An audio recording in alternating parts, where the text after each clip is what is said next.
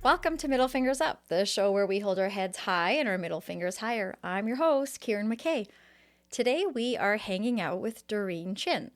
Doreen is joining our body image campaign. Like many of us as an adult, Doreen is doing a lot of unlearning and re-scripting towards a healthier and a more balanced body image. Doreen is a first-generation Chinese-Canadian woman who grew up with food is the go-to love language. Well, I want to know a little more about this. Welcome, Doreen. Thank you for joining us. Thanks for having me. I am very glad that you were able to sit down with us today and be part of this body image campaign.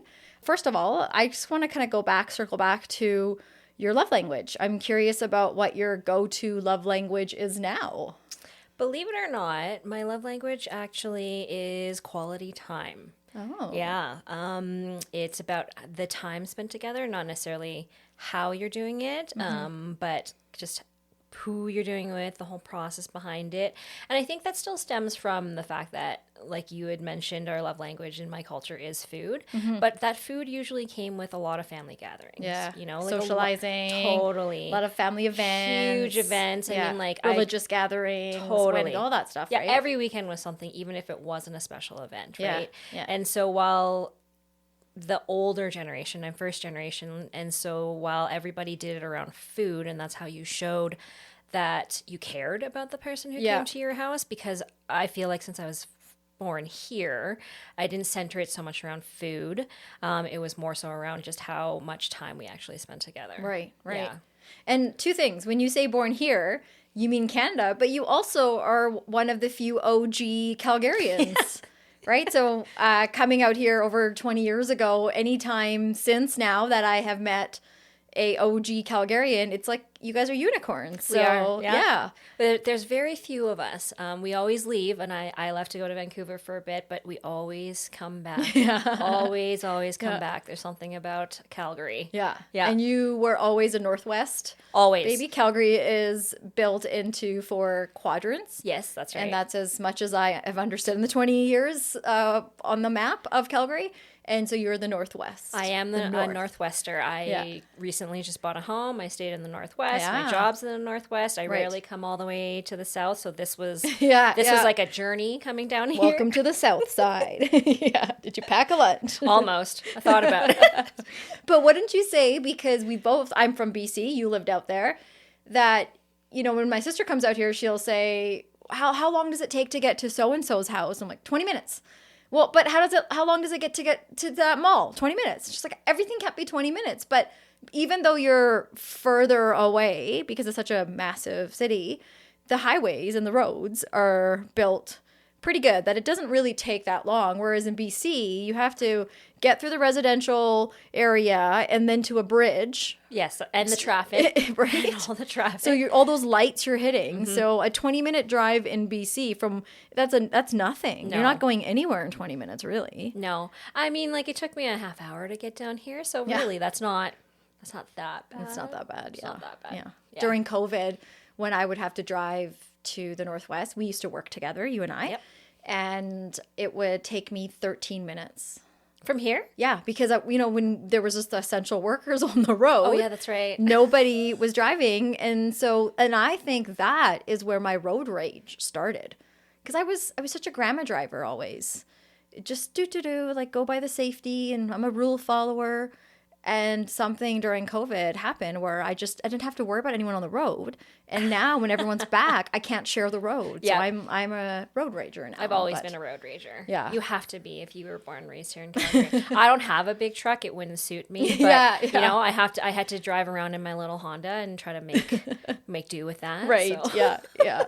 Road ragers. Albertans. I know when I was in BC living there, I always forget that I'm from there because I've now lived here longer than I lived there. And whenever we'd see the red plates, oh, those Alberta drivers. And now it doesn't matter. It's just where it's all relative, right? Like now anyone from BC, oh, those BC drivers, watch out. Or it's like, I don't even know what that means. You just say that. But yeah. Well, okay. So tell us a little bit. So you are an OG Calgarian. Are you a Flames fan too? No. And sorry for those of the people who are listening and we're going to hate me for it. No, I'm not. Oh. I'm not. Does that happen? Do OG Calgarians ever not become Flames fans? I don't think so, because most of the people I know my brother, if he listens to this, is going to castrate me. Most OG Calgarians that I know are huge Flames fans. Yeah. And for me, who I'm not a big sports fan in general, but the way I look at it is we haven't really done anything in the last little while to be proud of. Well, hey, listen, I'm a Canucks fan, so. Well, I'm more of a Canucks fan than a Flames fan. So what fan are you then? I think I'm a bandwagon fan. Oh, maybe that's probably you're the playoff woman that goes to the Red Mile. Yes. And I'll wear the jersey if you want to bring me to a game. If you're a woo girl. A sports woo girl, right?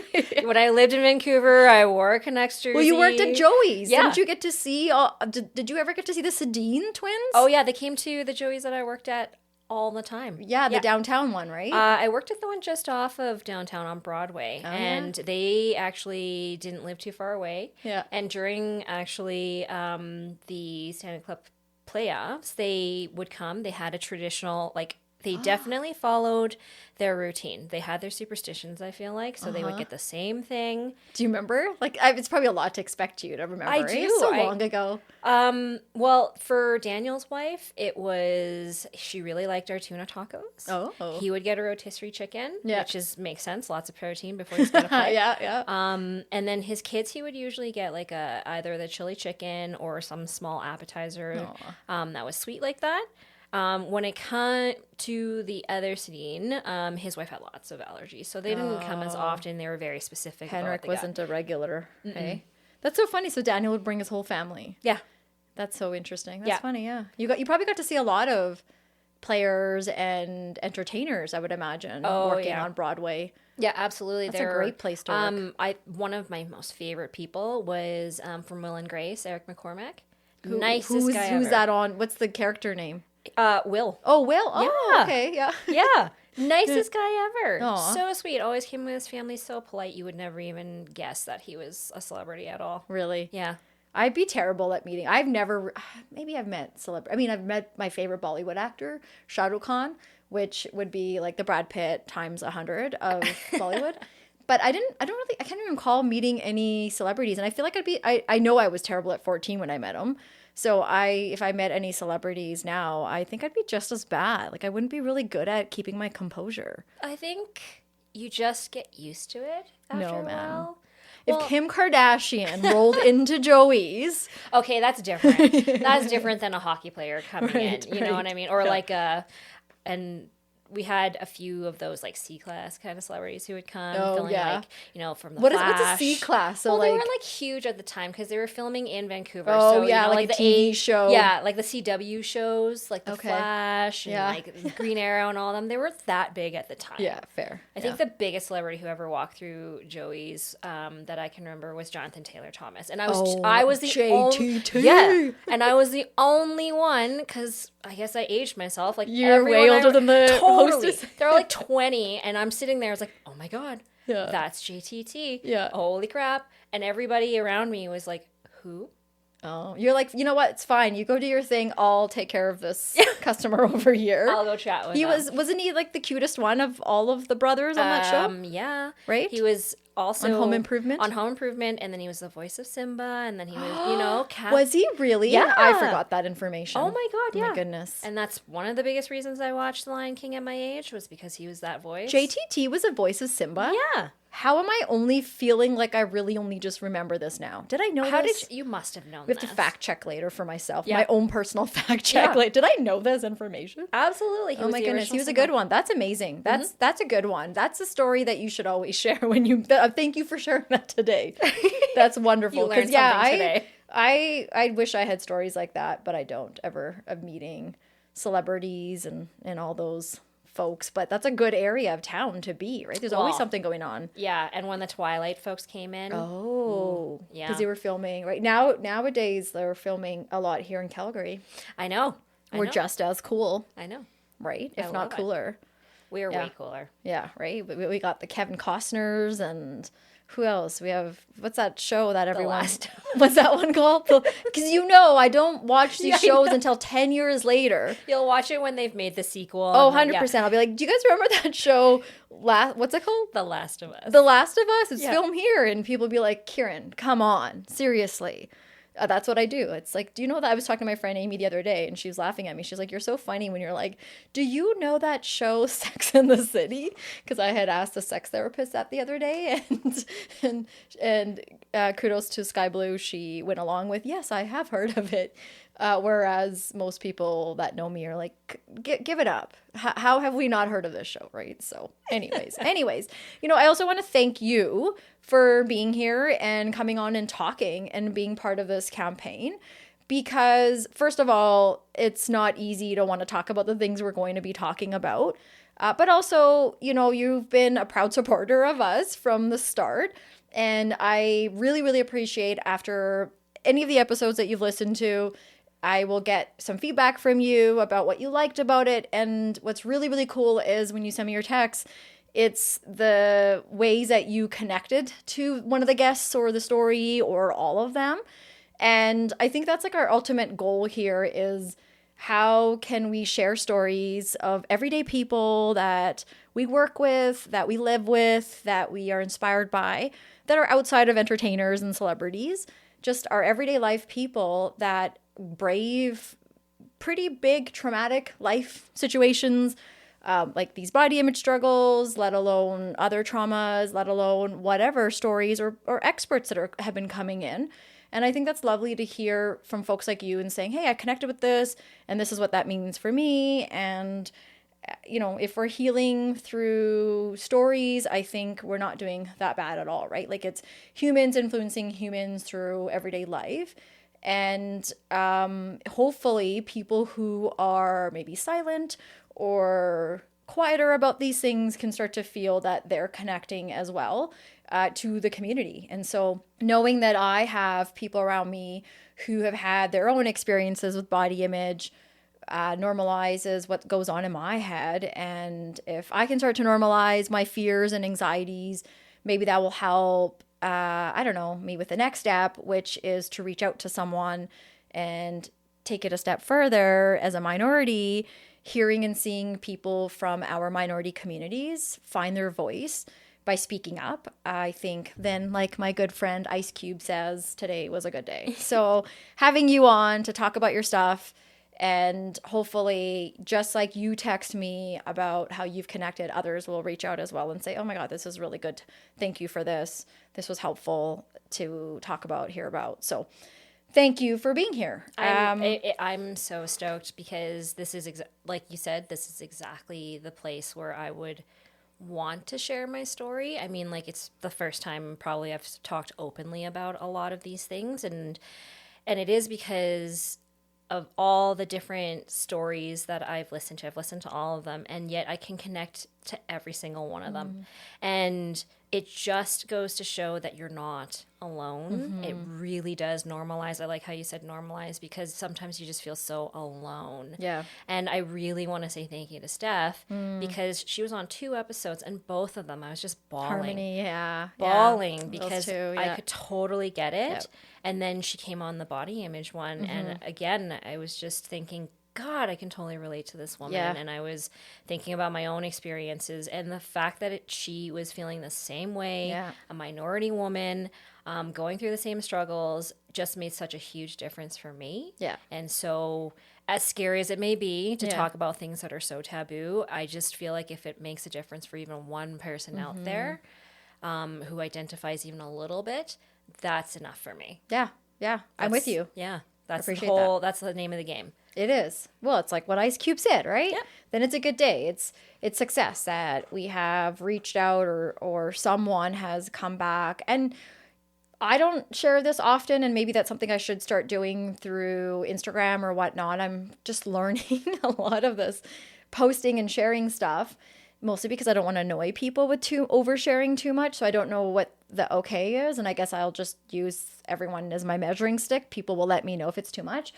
However, I do appreciate the feedback that I am getting. I'm hearing from people that I don't know anymore. I used to know 20, 30 years ago. And then I'm hearing from people that have been part of my life for so many years, but we don't really talk about these things. And so they'll message, and I love it because it helps me recognize, okay, we are talking about what we should, or maybe we need to talk about this one thing more. And very rare do I not get feedback, but there's been an episode or two where I haven't for a while. And so that could be people aren't listening or haven't gotten there yet. Or that's a message in itself of, ooh, this one was a little much. What does that mean? So we're trying to pay attention to what folks want, because, it's what's the point of doing this if people aren't getting what they want? And that's why we're doing it. There's literally me sitting in my basement as you are right now here doing this whole thing, not to be fancy schmancy as you can see, but really just to get in a room and talk it out. Yeah, get real. Yeah. Yep. Right. So when we talk about getting real, what would you like to put your middle finger up to? Oh, I had no idea coming into this what I wanted to put my middle finger up to until I was looking through social media today. And if it's okay, my middle finger is towards someone. Oh. Yeah. And well, that's okay. I did it to my 9-year-old one time. Oh, yeah, so it can't be that bad. But I don't know the person or persons. Oh. I want to put my middle finger up to the person who decided to vandalize the ice sculpture, one of the ice sculptures down in Chinatown. Which is a big part of a festival for Lunar New Year that just passed in the Year of the Rabbit. Merchants, small business merchants, paid for these ice sculptures themselves. They're very intricate. They're beautiful. They symbolize a lot of different things in our culture. And someone, unfortunately, decided that they wanted to completely destroy one of them last night in front of the Silver Dragon restaurant. So I want to put my middle fingers up to whoever just decides that you can take away something that means so much to a community. And I feel for my Chinatown community here in Calgary today because of that. That's a big loss. Yeah, that is a big loss. I'm sorry to hear that. Yeah. And these are the things you don't know, someone that has zero understanding of the consequence to what just happened and decides it's whatever they decide. I don't even know, it's a joke or whatnot, and do something like that. And yet people are left suffering or dealing with the fact that this disrespect occurred to the community. And so that's crappy to hear. I'm sorry. And hopefully folks can, I don't know, maybe get together and do something for the community to show care, because, well, I don't know, I think about what you share. I think about some of these things that happen to the minority communities around the provinces, and I like that you brought it up, because what would have probably happened in the recent past would be to not talk about it, and it happens and no one says anything, no one does anything. And I think the fact that it's being brought up, it was on social media, also goes to show that people are feeling they have a voice. Sucks for the reason why, however, to be able to say something like this happened, and can't we do better than that? Absolutely. And it comes in light of even just some of the shootings that happened during the Lunar New Year celebrations in the States, right? Yes. Yeah. So, I mean, I definitely feel that there needs to be some spotlight and some awareness. Yeah. Yeah, well, you have it here. So thank you for sharing that. And I am sorry to hear that. Well, my middle finger isn't, it's about me. So part of me is like, do I even say this? But I feel like I need a minute to talk about it. And maybe you'll appreciate this because you're entering your 40s in October, right? Yes. So maybe, you can something to look forward to if you're not experiencing it. But my middle finger goes up to my heightened emotions. That's what I'm calling it, my heightened anxiety, but it's really my heightened emotions. So I don't know what's going on. Yesterday, my family and I go and watch Avatar 3D. Also sat in those chairs that vibrate and move up and down and are crazy. It's like, have you been in those ones, like the 4D experience? Not the 4D, but I just saw that movie in IMAX, and I couldn't even imagine what that would be like. Yeah. So you feel things in there. You're like, oh wow, this is what it would feel like on the boat with beautiful movie. But I could not stop crying. Me neither. The whole movie. Okay. Yeah. Me neither. And I don't want to spoiler alert, but something happens in there. And that those of us that watched it, we all know what it is. Yep. And definitely from that moment on, any moment that I thought I could stop crying, I couldn't. And then I'm looking over at my children, and my poor son, my younger one, is sitting next to me, and he can see that I'm bawling, and he's like patting my arm. And so, and Carrie's crying too. And so on the way home, it's nice because we have a conversation about it's okay to cry. And the boys are like, yeah, I kind of felt emotional. I was just about to cry, but I didn't. And so I was like, okay, that's interesting. So I'm waking up this morning, still crying, thinking about the movie. And then I'm also wondering, oh, what's my middle finger going to go up to today? Like, what's been going on lately? What should we do? And I have this stupid fight with my son. It's so dumb. And if you really want to know, I'll tell you, but it's dumb. And then I have this really stupid fight with my husband, which is also really stupid. But if you really want to know, I will tell you what it is. If you want to share. Well, it was dumb. It was over something so simple such as, hey, Kieran, what should we have for supper tonight? Oh, God. And it just turned into something terrible. And I apologized to everyone. I went and took responsibility later, which is sometimes hard to do. But I honestly feel that all of that and all of yesterday is because my hormones are just, and it's not even that I'm getting my period, as, you know, some people would say. I'm like 2 weeks away from getting to that hormonal place. So then that means if I'm 2 weeks from that, and if I'm getting it now, that means I'm always going to have these hormones every day that I have to be aware of. So my whole house is going to be held hostage. Because that's really what it feels like. It's like I shouldn't be going through these intense feelings right now. I'm really excited because we are going to be having a woman's doctor who talks about hormones and all coming soon. Because I cannot wait to just sit before this wonderful woman and ask questions about, like, when does this stop? Oh, I'll tune in. And it just gets worse and worse. Yes, I'll tune in and I will take notes. Yeah, me too. Yeah. And maybe I need to send, and maybe people listening are the first to know. So send in feedback about what you want to know, because I'll have to put something out, because I feel that there's a lot of women that want to talk about this stuff, right? Well, I don't think you're the only one, you know? That's helpful to know, because I feel sorry for all the other households if I'm not the only one, because it was intensity. You know, it's like when you talk to kids about their emotional brain and you think, you know, did you have to have that emotional reaction to something that really wasn't that big a deal and you went all the way to your downstairs brain? That's really what the conversation my family should have had with me today, because it was like I lost it over something that was so silly, and it's like my hormones are out. So hopefully today I don't burst into tears 1,000 times, and if I do, it's a safe space, so, you know. I'll pull out the tissue. Yeah, there's some right behind. Amy left a box last time she was here, so okay, good. Yeah, it's donated by her. Thanks, Amy. Yeah. Well, okay, so thanks for letting me get that off my chest.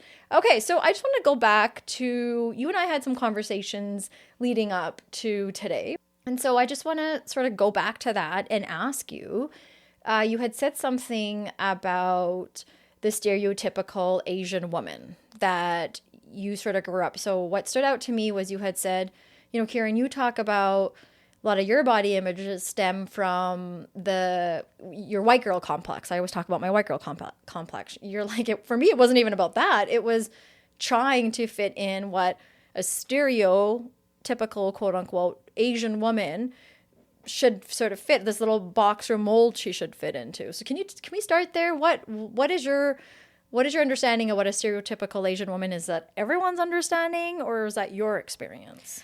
I think it's my experience, and it was perpetuated by the stereotype. So, I mean, growing up, I was always taught to be a lady and that there were certain etiquettes that we had to follow.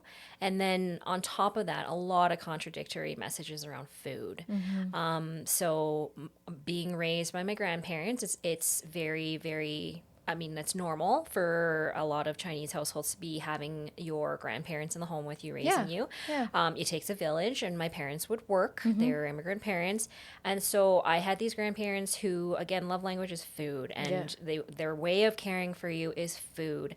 And even growing up, every time when they moved out of my home and I would see them on the weekends, it was, you look very thin, you look very, like, have you been eating? But then I have parents who immigrated here. I mean, like, they were a lot earlier on, right? So my aunts and uncles, my own parents, they arrived here when they were a lot younger, and so had assimilated in some ways. And then there was the messages of, like, you're looking a little round, you know? So growing up, it was, I just didn't know, am I eating enough? Am I looking too fat? Like, I don't know what I'm supposed to be doing. Right. And then as you grow up and you start watching the movies and you hearing, like, the things we didn't have social media back then, but just the way people talked around the exoticness of the Asian girls and Chinese girls and how they're supposed to look.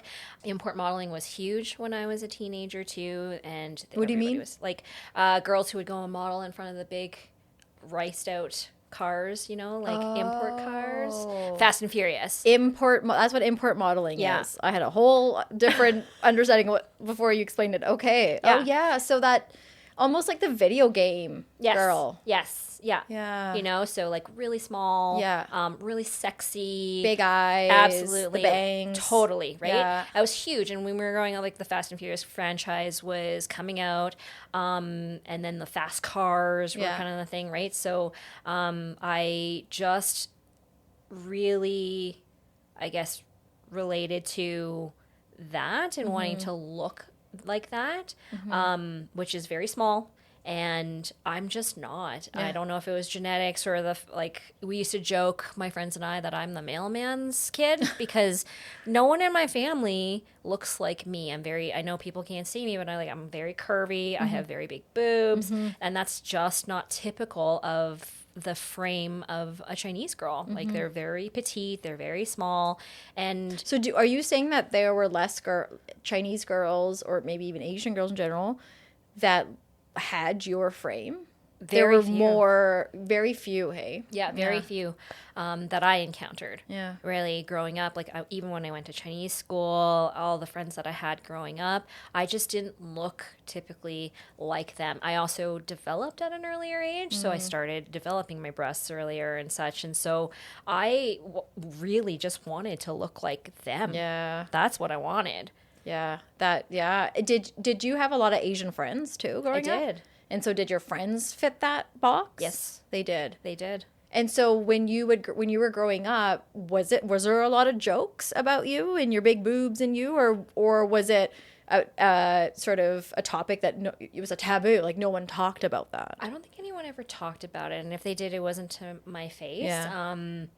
There would be more comments as I got older with like insinuations of my boobs are fake because there's no way that your boobs are that big. Right. You know, so you must have had surgery. And I almost had to defend myself. Yeah, yeah. When really, people actually pay for these, you know what I mean? Like, but here I am like, no, I swear to God, they're real.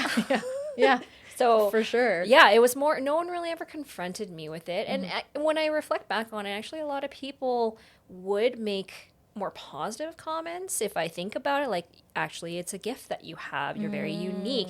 And I never ever would take it that way because I just so badly wanted to almost not stick out and conform back to what I knew was, like, quote unquote hot and beautiful and exotic, you know? Well, you already stand out because you're a minority here growing up, a first generation, and then you stand out because as a minority that the North American culture is expecting you to be, and a lot of the Asian girls around you're not even fitting into that. So now you are the unicorn in many ways. And did you go through bullying? Did people pick on you in that way? Or did you, I don't know, you're also the middle child, so I'd imagine you're good at being a peacekeeper and hiding a lot too. Yeah, and just wanting to keep the peace. Absolutely. I mean, honestly, I didn't really experience a lot of bullying because I was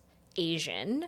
I think I experienced most of my bullying just because in junior high, well, maybe it was a little bit of both. I mean, I did look different than most of the kids, but also part of it was because in junior high I was bigger and I mean, you've seen it. You've seen my grade 7 picture. Yes, I have. I look like She's a chubby beaut. Chinese boy. You know? And I don't know. I like the mushroom cut on you. I thought you looked cute. I looked like my brother, you know? Yeah. So, I think I was more bullied for that than actually being Asian. So it was like fair bullying, like, oh, this it's like, oh, fair that you're bullying me with this because my hair does look silly. I probably, yeah, you know, like, okay. So Okay, I guess I deserve, like, you know, when you put it that way, yeah, I don't know if I got bullied because I was brown or if they were bullying me because I had the mustache and the unibrow. Yeah. So would they have done that if I was a white girl with the mustache and unibrow? I don't know. Or was it I don't know. I mean, I'd like to. Well, and I hung out with a certain group of people. Like when I was in grade 7, I wasn't the coolest, you know? Like I grew up, again, very timid and shy in a Chinese household. You don't stand out. Like on purpose, you don't stand out. And so because then it's not polite. It's not because ladylike. So did your brothers get raised that way too, or was it because you were a girl? No, it's because I was a girl. Yeah. Yeah, absolutely. Yeah. Did your brothers go through that too? Like when you talk about, you're sort of right now talking to us about the beginning, the forming of your body image struggles. And so you're talking about how you just wanted to look like the rest of the Asian girls. And then you could deal with what they're dealing with, at least, and whatever it is that they wish they looked like or felt like. But for now, that's not happening. And so I'm just curious if your brothers, was there any kind of pressures on what they should look like or be like? Not that I can remember. So, you know, like when you talk about how food with grandparents and every now and then with your parents, oh, Doreen's put on a little weight there. Would they ever do that with the boys? My grandparents definitely would still I think they think that across like all their grandkids, like you all look like you haven't eaten. But when it came to kind of making comments from the other generation, so like my parents and my aunts and uncles, I don't recall them saying to my brothers like, oh, you look too small for a man. Yeah. You know, so. Or you don't have a 6-pack. Yeah. They looked fine the way they were. So no, like when it came to me being a girl, maybe I looked a little bit rounder, but I don't recall that being made towards my brother. You know, like, oh, you look too small. You should be bigger. Yeah. Yeah. Yeah. Yeah. I wonder that too, because I similarly in our culture, I don't know. For the boys, and maybe this is similar to you too, it was more about that masculinity. So their struggles were more about how to be a man, and you gotta be aggressive and loud and whatever men do. So I don't know if it was similar in that way for Chinese boys growing up. I don't think my brothers were ever taught to be super masculine. I do think that they were taught to go to school, have good grades, get the good job, because you're going to be the one that needs to get the white picket fence and supporting your family and such. Yeah. It all depends on you. Totally. Yeah. Right. I just remember a time in high school where I was never allowed out, and I wasn't allowed to go to sleepovers because I was a girl, and if I did something stupid, I'm the one that would end up pregnant. Whereas my mom openly said, but your brothers are boys, and that's implying that if they screw up, like, they don't have to bear that responsibility of if you had a kid. Whereas I would actually have to carry that kid forward and have it forever, right? So there was like a double standard almost growing up. Yeah. For sure. I think we can relate to that too, culturally, some similarities. And I think a lot of our first generation minorities out there can relate to a lot of these in that way. And maybe even some of our other friends too that grew up in North America, just family norms, the girl can't dress a certain way. It's there. I was sharing a story a while ago about that woman in BC that gets harassed by these guys. And the first thing she gets asked is, well, what were you wearing? So that implies that I had a choice in this. And so that's always what we were taught, is it's our choice if we get treated this way, we get called a slut, if we get assaulted or whatnot, because we have a choice and a way to prevent that. Now, there's some things we can do. Maybe I'm not going to walk down a dark alley at nighttime, even though I have a right, but no one really should walk down a dark alley at nighttime. They're not that safe anyway for anyone.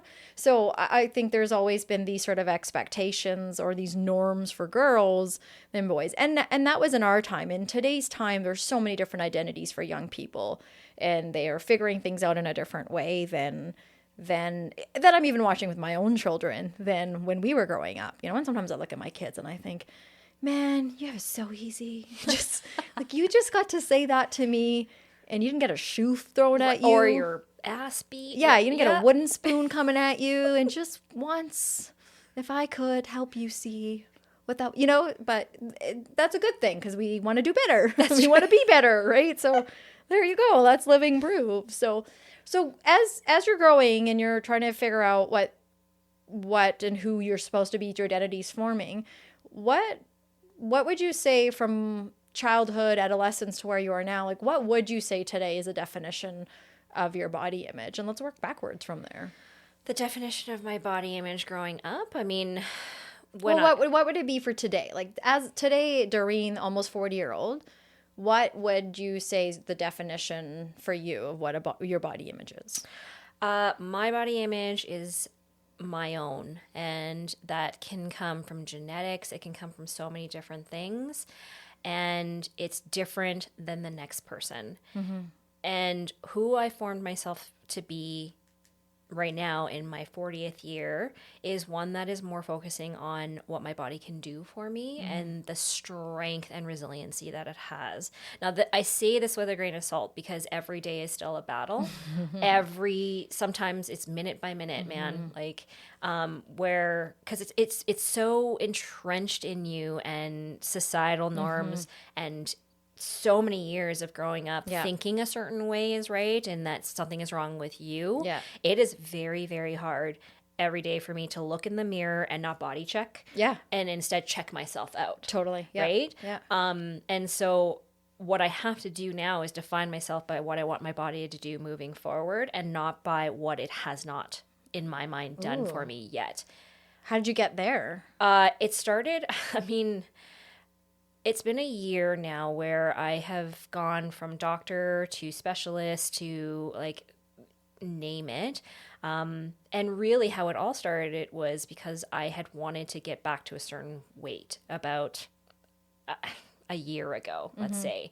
I had gained back quite a bit I gained back all the weight actually that I had lost on Jenny Craig. Okay. Right? Which was to me, in my mind, a complete failure of the fact that I was a success story, that I had gotten a lot of attention for winning the Jenny Craig. Yeah, so you were flown out to LA. You did a whole photo shoot.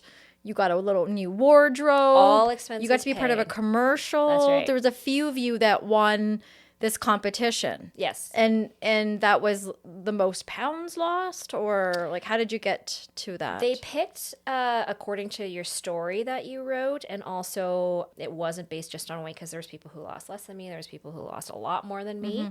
I think honestly, looking back for me, they wanted a little bit of diversity, and that's not to say that my story wasn't empowering at all. It was still all very true, but they picked a group of people to represent what they how Jenny wanted to look for that year. And then they flew us out, all expenses paid, new wardrobe, everything to shoot for a year's worth of media content. And that was back in 2019 before COVID hit. So yes, I was featured on commercials. My picture was up at all the Jenny Craig centers, including my own. And you had to sign a contract that said you weren't going to gain weight.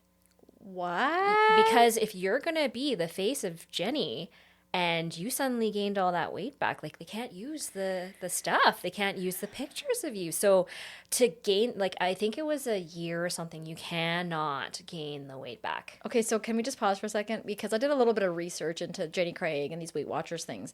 And they talk about everything is scientifically proven, right? And is what they say. And they say that their science and how they counsel you, how they help you build a consistent plan and all the stuff that they do with you, that the weight can be kept off for a minimum of 2 years. Like, people that lose this weight have said through their research now that weight holds off for 2 years. And when I read that, I laughed because I'm in a bit of a different place too. And I've done a lot of these diets too. And there was a time in my life where that to me was like, that's amazing that I can lose all this weight and keep it off for 2 whole years. Whereas when now I look at it, I'm like, that's the sign right there that they're saying, oh, but you can keep it up too. And now the other sign right here is you having to sign a contract. Yeah. So clearly this isn't sustainable. It is not. It was a 12. So they have different plans that I read about when I was doing it, and they put you based on their science on what they think would be best for you. Mine was a 1,200 calorie per day diet plan, whatever they wanted to call it. And then you get your meals, which are all processed. Yeah. You know, they're ready to make, which at the time is like lovely because I have a very, very busy lifestyle. If I can pop in the microwave, awesome. But then what they don't explain when you're trying to do this, because you're in a place where I'm going to this place for a reason, right? Yeah. You're just in a place where, I just want to drop the weight. I don't feel good about myself. Please. Because you've been obviously trying everything. Can you just, like, before you go back to that, can you just tell us a little bit about how desperate were you? Like, you're saying you've been trying how long to lose weight to get to Jenny Craig? I think it started, honestly, when I moved back to Calgary in 2015 after my dad passed away. And because, again, food being what we do as a culture for good and bad things, and then moving back home, my own grief, my own feelings with losing my dad, and then just even being in a really bad relationship, right? Like, I had gained quite a bit of weight. And so like 2016-ish onwards, it just slowly crept up to me, and to the point where I was like, I gotta do something about this, man. Like, this is not who I have been for the last 20 years. I'm buying a size and then another size larger. I feel like crap. And it just wasn't coming off as easily as it used to when I was like in my 20s, because at this point I'm in my 30s. Yeah. So I said, okay. And plus I'm just so busy with work. I had gone back to school for a little bit there. And so I just needed something that I thought was going to work quickly. Yeah. And that's North America. Totally. What's the fastest and quickest way to get the results that we're looking for? Well, and it made sense. Common sense is less calories, ingest less, lose weight. Yeah, totally. Right? Yeah. Like, it just You're makes starving sense. a lot. I mean, I know that 1,200 calorie day. I know that. You get used to it because your stomach starts to shrink. Right. However, you're not feeling the fullest. No. You do have some kind of energy. I think that's the tricky part, because you're working out, you're doing these things, probably getting a lot of water and all that, but you're not full all well, day. And the science is like 1,200 calories will, yes, okay, you're going to drop weight because you're eating as much as a toddler should be eating in a day, and I'm a full-grown ass woman. Yeah. But that's not sustainable for long term. So I started dropping the weight, yes, slowly, actually, and that should have been my first sign of like, this is not working for my particular body, because it was not coming off as fast as, say, some of the other people. But 1,200 calories does not sustain long-term weight loss. And in fact, it does so much damage to your body, because metabolically, you are not designed to have so few calories.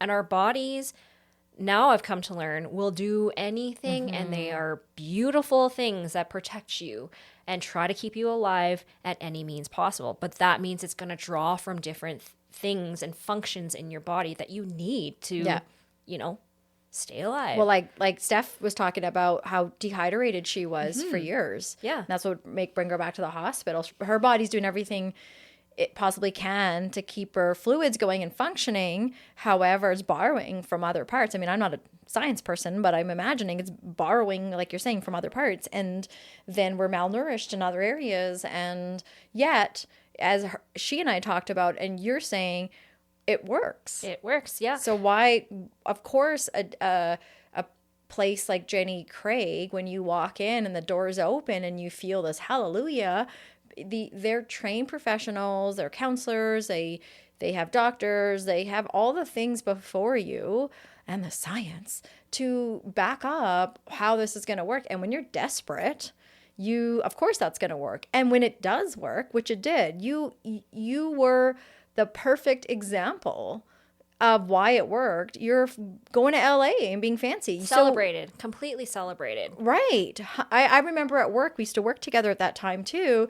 And because you just said today you lost a lot of weight, it was very obvious those years ago when that happened, right? That, because I had never known that you in that body size either before. And you're right. You're being celebrated. People are saying, what are they saying to you when you're showing up to work being that thin? Oh, I was validated everywhere. It was at home. At home, yeah, too. and that was a big thing too. Is we're not very. My mother and I are. Just Chinese culture in general. They don't express a lot of love, and they show it in different ways. But growing up with parents who weren't around as much because they were working, and this is not at all an attack on my parents or immigrant parents at all. They did what they knew to do. Yes. And they gave me the best life possible. But realistically, in the last couple of years, living with my mom, coming back from Vancouver, some of the biggest praise I've ever gotten from my mom and her feeling like she's proud of me is when I was skinnier. Because after Jenny Craig too, I went on to circuit training, and I wanted to start building muscle. And I had joined this studio, this gym that was very well known, and I became one of they had challenges, 45-day challenges, and I won one of those challenges. Oh, there you go. Well, look at you. Yeah, right. And so, aren't you a little success story over here? Yeah, and I felt amazing. Of course. I was on such a high, and everybody like, oh my God, congratulations, you won. My picture was up. I got a trophy. Yeah. Again, my mom would just make comments about my physique and my figure and how she wished she could do that. And, I was like, oh my God, my mom is proud of me, and for some people that's all you ever want in life. Right. And to have lost that during COVID, it was, first of all, exhausting to try to keep that up. I was starting to feel very lethargic and tired and fatigued. And then I thought, okay, meal prepping and measuring every single ounce of food that I eat is not sustainable, and I don't have time for this. But I trusted someone who helped me with intuitive eating because I didn't want to develop a complex with food. I felt like I already had one. I don't want to make this worse. I want to hop on top of getting better before this turns into an eating disorder. Yeah. Because I was bordering that, with the measurements and everything. Yeah. And then I trusted someone who I thought could help me just kind of tame those thoughts and not restrict as much. But then, everybody is different, like I keep saying. So you need to know that person knows your background. And when you've been restricting for as long as I had been and yo-yo dieting for as long as I had been, to basically just free up the space to eat whatever you want intuitively, quote unquote. My body was like, cool. Yeah. We're getting fed now. Yeah. We don't need to survive on nothing. What do you think happened to my body? Keep it coming. Yeah. Right? And also, since they're like, well, we don't know when you're going to do this to us again, so I'm going to just hold on to every single thing that you're feeding me right now. Yeah. And it did. And that's why I'm saying I gained back everything. Yeah. Everything I had lost with Jenny Craig. And so to answer your question about where I'm at now, a year ago, I was like, Kate, I can't trust this person anymore. Now I got to get this all off. And that was my main concern. My one priority was I need to get back to the Jenny Craig, challenge winning weight because people are looking up to me and I feel so good. And I got a personal trainer to help me out. And thank God that this woman had the experience and the reflection that I did not at the time, because all I was asking her was begging her, please, please help me get this weight off. And Candice, my trainer, who's my trainer now, shout out to Candice, she was like, I could do that for you, but I won't because I'm going to get you there and you're going to gain it all back. Yeah. Right? And And you need to develop better habits. You need to have a better relationship with food. And I can help you with that. And then I can promise you that there's going to be other transformations that happen because of that. Yeah. All I heard out of that was, okay, at some point you're going to get me skinnier. Let's do this. Yeah. So is that how you're feeling now? Like you're feeling that you're at a place now where if you could, would you go back to the Jenny Craig life, diet, process? Like, is that where you want to go back to that weight, that goal? Again, it's like a minute by minute journey. Some days I am still all about, God, if only I could look like that again. But it's getting easier each day to remind myself that that was not healthy, and for what I want to do in the future, and because of the huge process I've had to go through this year with my internal organs, the structure of the bones in my body, because I had done so much damage trying to get back to where I was with the exercising, the extreme exercising, the HIIT workouts, and then just trying to figure out in my journey of trying to figure out, like, how do I get back to that? And talking to these professionals, they were all in agreement that you've done a lot of things to your body that could be irreversible. And I still wasn't listening until I started talking to a naturopath, which really I only went to because I was like, give me acupuncture so that you can make my back feel better so I can get back to exercising. Yeah, because that's your, right? Yeah. And she, luckily, alongside my personal trainer, had the same message, which was, she sat down and she had a really good conversation with me during our intake, and like, what else do you want to concentrate on? And part of what we talked about was, I want to have a family one day. Yeah. So I also, at the same time, please, like, get me to a point where I can go back and exercise. How can you help me in my age, especially, to ensure that I can get pregnant in the future? I know it's risky. I know the chances are lower in my age range, but like, how can I maximize my chances when my partner and I are ready?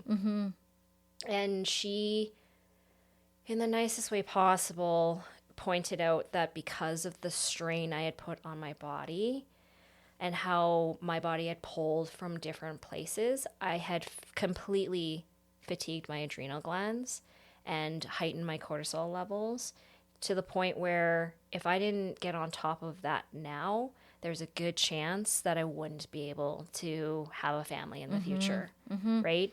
And that means your stress levels are peaking. And I learned this because at in a couple of days, an episode that's coming out, we met with a chiropractor, and he doesn't practice traditional chiropractic practice. Is that saying that twice?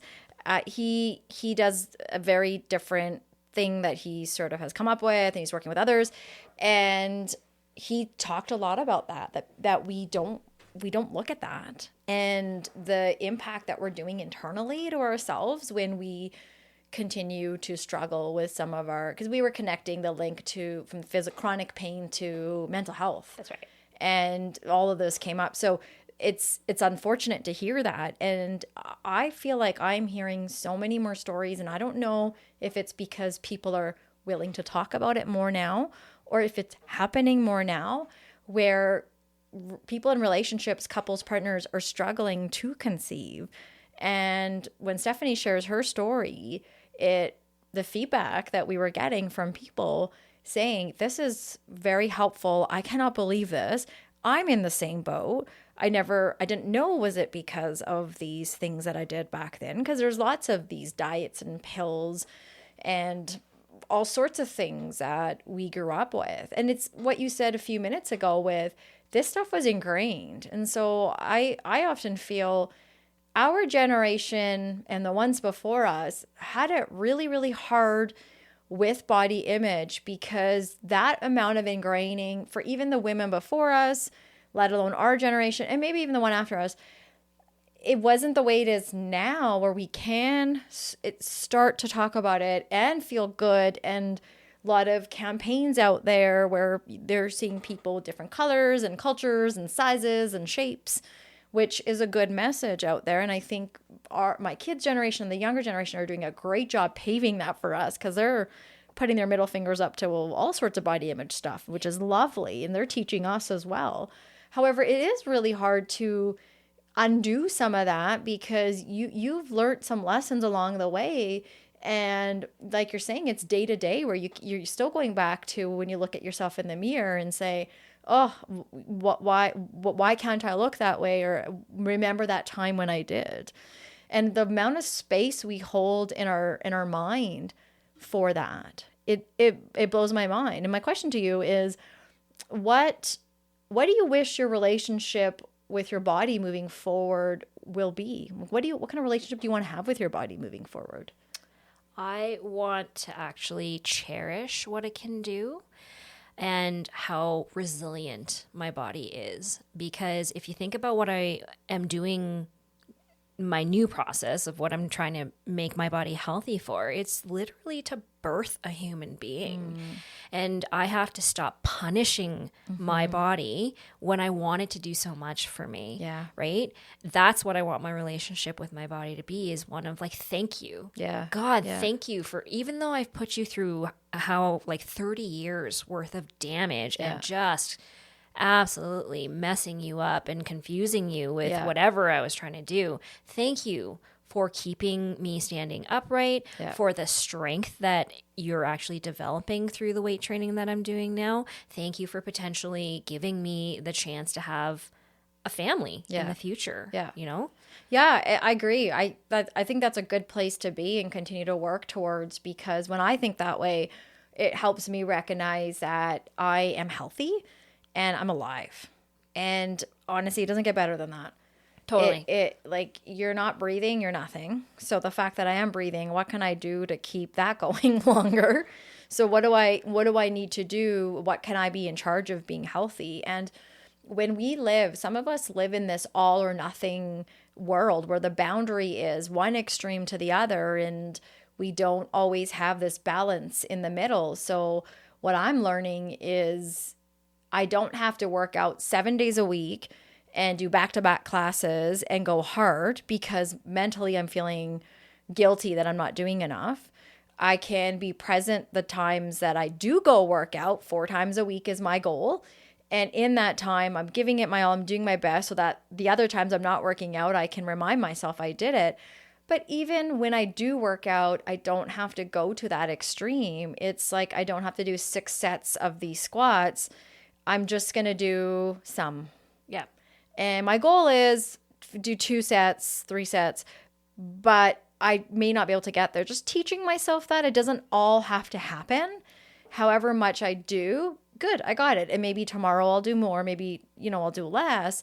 And it's using that perspective even in different parts of my household with cleaning and things that I can go over the top with, and has impacted my relationships in my household, because the poor other individuals in my house who remain nameless shouldn't have to live in a home where they're held hostage by my expectation of what cleaning should be. There's a level that we should all be able to agree to. And then there's obviously what I wish I could have, but I'm not a Pinterest house, so I just have to deal with it. But I think it's like, it doesn't have to be everything. I don't have to clean everything. I got this done. I don't have to do 100 squats. I can do this many. And I think when you have that mentality and that perspective you're talking about moving forward, it's like I get to instead of I have to. I get to show up today. It's not like I have to go do this. And, I even asked you today because you told me you were going to go work out. And I said, oh, how was your workout? And you're like, I actually didn't go today. I took a day.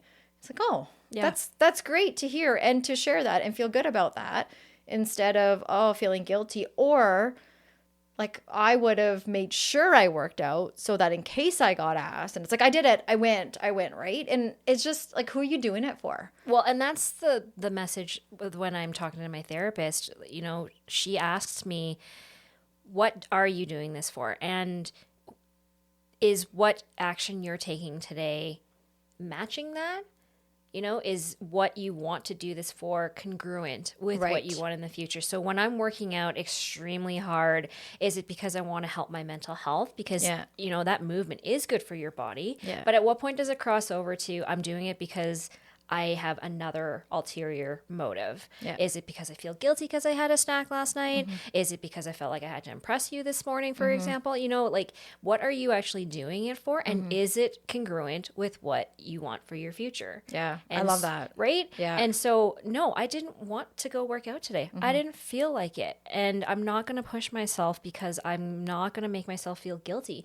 Also, because with the knowledge of with how much I was doing to my body was actually contradictory and contributing to the fact that I couldn't drop the weight. It's making it worse. Yes. Yeah. So, you know, that level of stress for sure. totally. Absolutely. And then when we are so stressed, many of us don't sleep. That's a correlation. And sleep is often what is very helpful for healthy weight. Totally. And we second guess that. We're like, yeah, right. I'll call your bluff sleep. I don't need that. I'll still sleep. You know, I used to 4 or 5 hours of sleep because it was a late night, but I still had to get up and do 4:30 to go do my early morning workouts. And there was lots of times in there where I could have benefited from taking that a couple extra hours of rest because I got to go do my workout and mentally it helped me on one hand, but I was so fatigued that you're like you said, I don't really know if I was benefiting my body by being at that workout doing that. And that's the thing about body image. When I ask you, like, what do you think about it?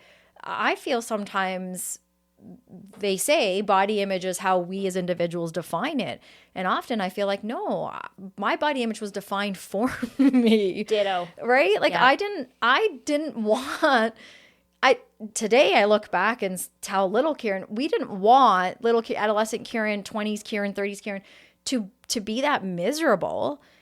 I thought I had to do this for other people because society, whether it was family, friends, even being part of then the parent group where it's like, I refuse to be the lady whose underwear lines show. You can be a mom and still be fantastic, right? I refuse to do these things because I would hold on to these things instead of walking towards it and dealing with it. Like, what was I really worried about? I was worried about losing a part of myself. That's what it was about. It wasn't because I needed to dress this way or whatnot. It was my way of keeping up with the Joneses. Some people will have fancy cars and fancy houses. For me, keeping up with the Joneses was my body. My fancy car was my skinny body. My big house was the fact that I was doing it all. I was doing the job. I was doing everything. And it worked for a while. For sure. So I kept going back and doing it. But eventually, you know, I'm jobless now, not working. And also at a place where, yeah, okay, I'm not the weight that I think people think I should be at. I'm at the weight that my body is telling me it can sustain. Absolutely. And if I choose to keep getting up and working out and eating well, then I'm winning. And that's enough. Versus, like you said, killing ourselves. But literally killing yourselves. When my naturopath explained it to me, and I had to get her to really dumb it down. Because that's not how society taught you. Yeah, right? And the way she explained it was like, you have a stressful job, you are trying to do it all, you're already exhausted, and you have very, very little in your reserve. And then you go in the morning at God knows what hour of the morning where most people should be sleeping. Yeah. You go and you do this high intensity workout and draw from what little you already have. Yeah. Right? And then you're in the negatives. Right. And then you go on and try to do the rest of your day. Now you feel good for the first little bit because your endorphins are pumping or that pre-workout is still going, and then you're like, yeah, I did a good thing. I totally worked out. I ticked off that box. And realistically, what I was doing to my body was just completely reversing and taking away the nutrients and the things that it needs to function and actually take in the proper nutrients and do with them what it should to sustain a healthy weight. Yeah, like I was the other day realizing I was opening up a new jam jar and, you know, I didn't need to put it under hot water. Mama over here was able to twist it off.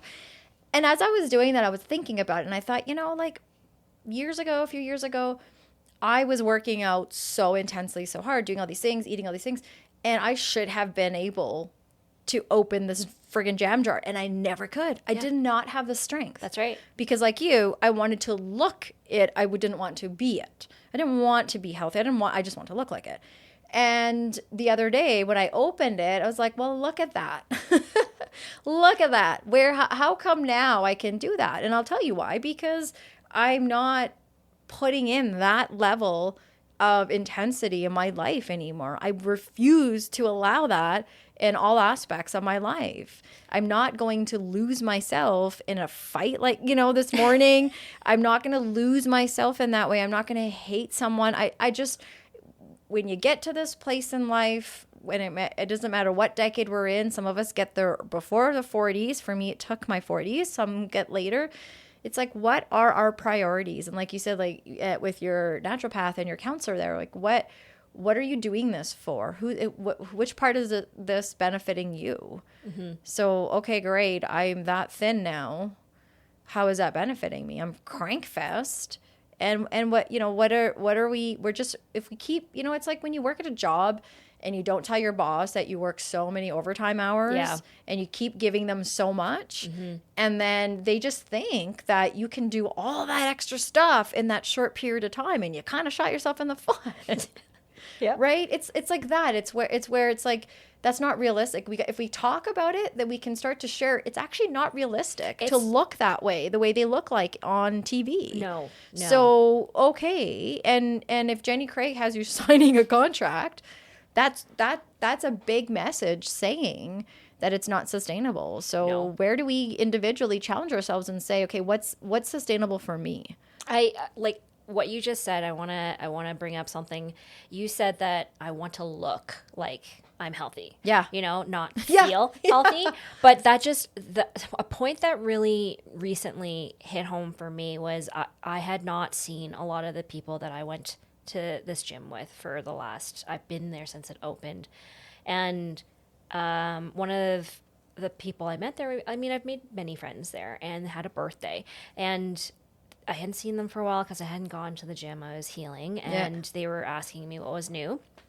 And I told them, I shared with her that my kind of journey and why I hadn't been around. And she said to me, yeah, you didn't look healthy. When you lost all that weight? I think she was referring more to the few months leading up to me quitting that gym. Oh. Because I had been so tired and fatigued, and I guess I didn't look good. Right. Interesting. Because she said, you look healthy right now.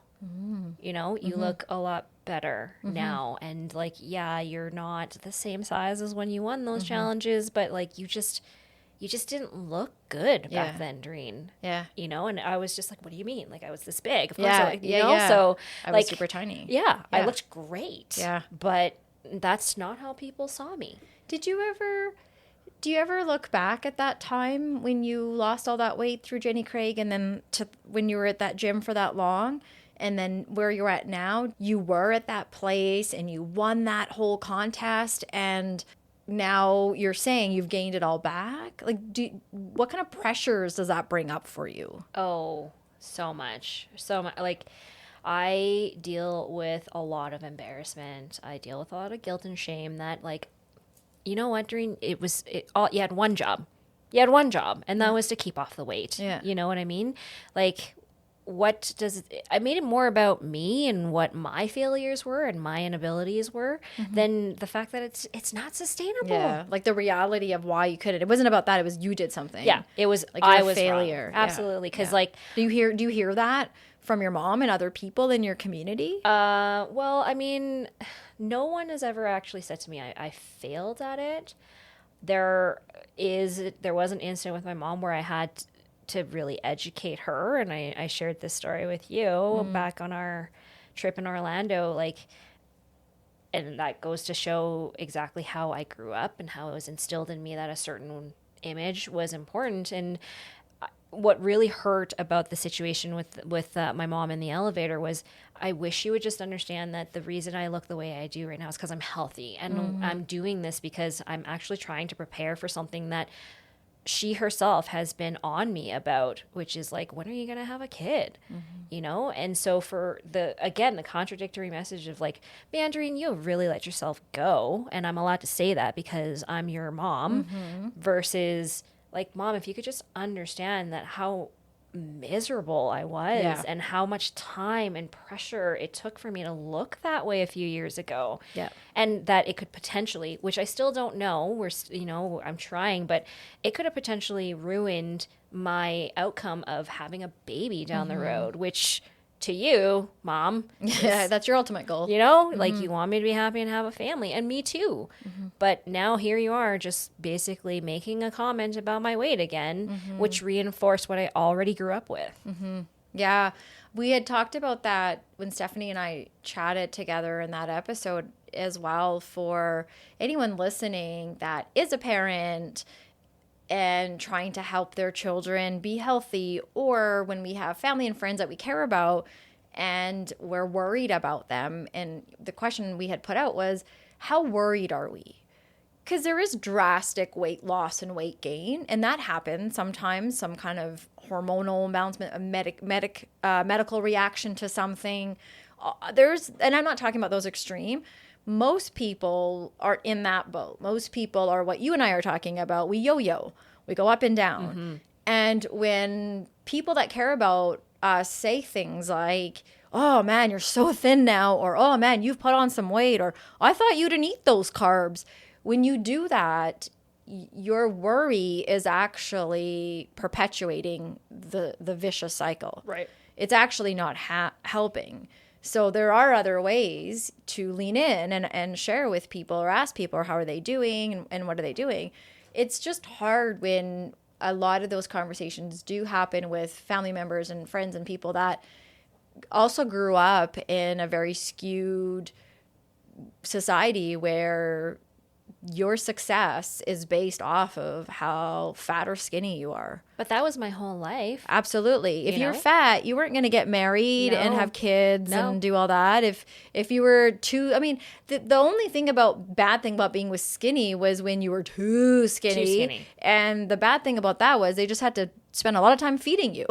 Now we got to do all this work to plump you up, and then we pumped you up. It's like you're never winning with that. With that mentality, that's causing the yo-yo. Absolutely. Up and down. It's unfortunate that we live in a time growing up where there was so much external validation and rewards for being skinny and looking a certain way. And that was my life, even from what I said growing up and then all the way to Jenny. But even the restaurant I worked at for 10 years was known for how you looked, for the girl, how those people looked, how the servers appeared. Yeah. And you weren't moving forward in that restaurant unless you looked a certain way. Right? That's also why I had to leave. When I was management there, I had to leave at a certain point and decide not to go back, because I would be tasked to go tell a girl, like, you look like shit. Oh, yeah. And I just could not do that to a 20-something-year-old. Yeah. Right. And, like, whose definition of you look like shit? The manager that has how much life experience usually in him? And sorry, but it's usually the manager that would think that's a good conversation to go have with someone. And I get you're working with someone that looks like they had a rough night. I mean, it looks like they had a good night, but they look rough now. That's different. And okay, hey, you need to go home and get some rest. Like, what are you doing? You reek like booze or whatnot. Then there's you look like you've gained weight. You look like shit. And no one would ever say that you gained weight. It would just mean you weren't going to where the money was, which was the lounge and the bar. Oh, yeah. You want to get those tips, eh? Yeah. If you weren't looking a certain way, you were not serving in the money-making areas. Well, and they're not lying, because those people in that area aren't going to tip a server. At that time, especially, I don't know, I'm still happening, I know, but definitely at that time, a server that didn't look that way either, right? So, like, it's just this cycle of back and forth of that's what the customer wants and that's what they're giving. And meanwhile, you have young 20-year-olds that are like, oh, okay, I get it now. So I got to look this way in order to be successful. That's right. Okay, I'll be right back. Just going to go to the bathroom. Totally. Exactly. I won't eat for the rest of the day. It's sickening, because we now, in our 40s, you can say that you're almost there. Welcome soon. it's like you're sitting in this place and you're like, God, there's so many more important things I have to be worried about, like getting to that doctor's appointment, or doing this one thing over here.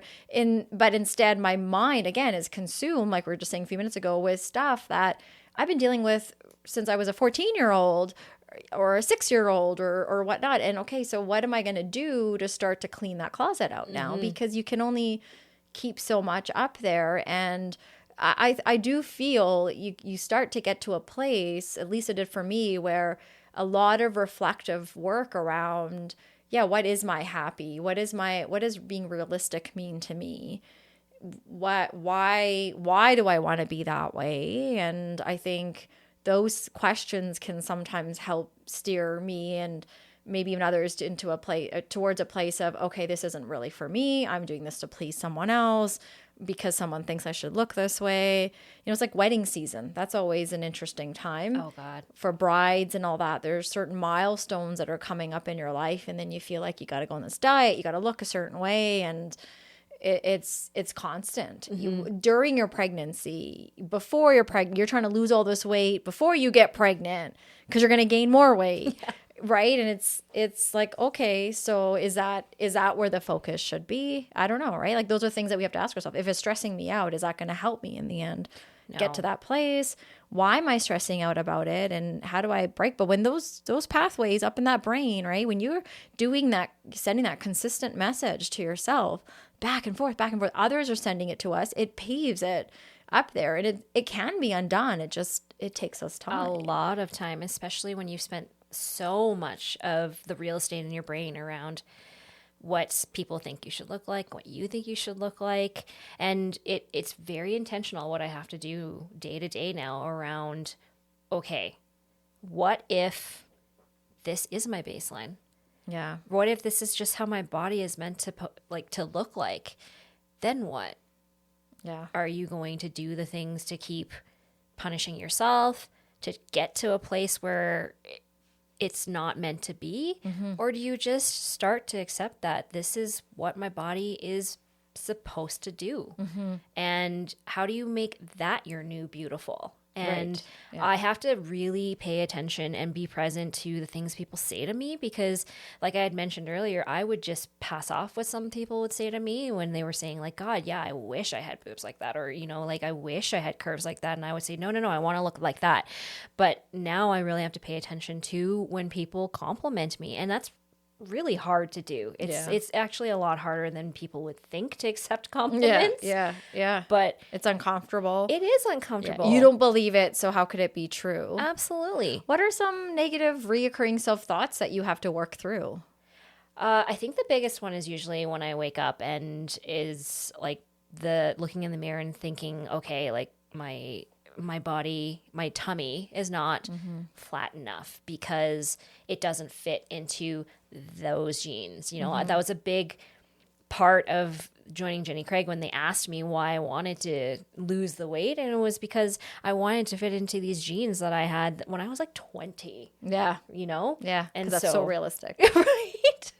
The sad thing is, for some people out there, it is. And that's their genetic make, and that's their body type, and that's whatever their story is. And so that's fair. Yep.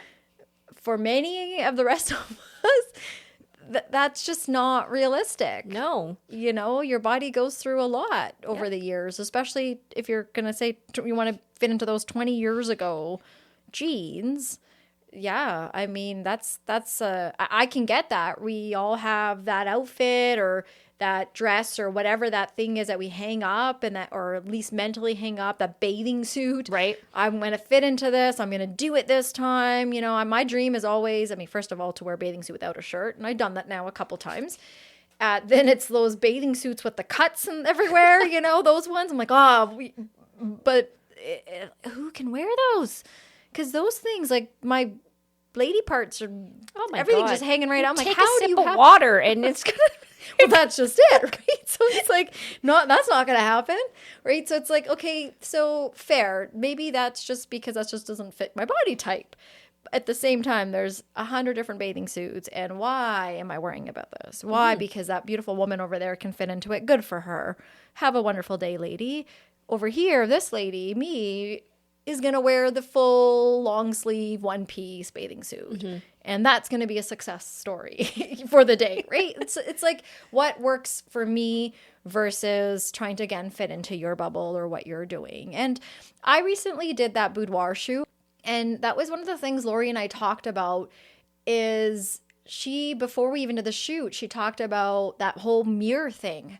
When we get to go get glammed up and spend a day being pampered this way and seeing these pictures that we pose for and they look good and you yourself like them, we talked about how those pictures, it's always good to take and exist in them. And whether you have it framed in your bathroom or you just have those mental pictures in your head that you took, that you chose to exist in, because they will help us in the moment when we wake up or at the end of the day we take our makeup off and we look at our real face or we're tired.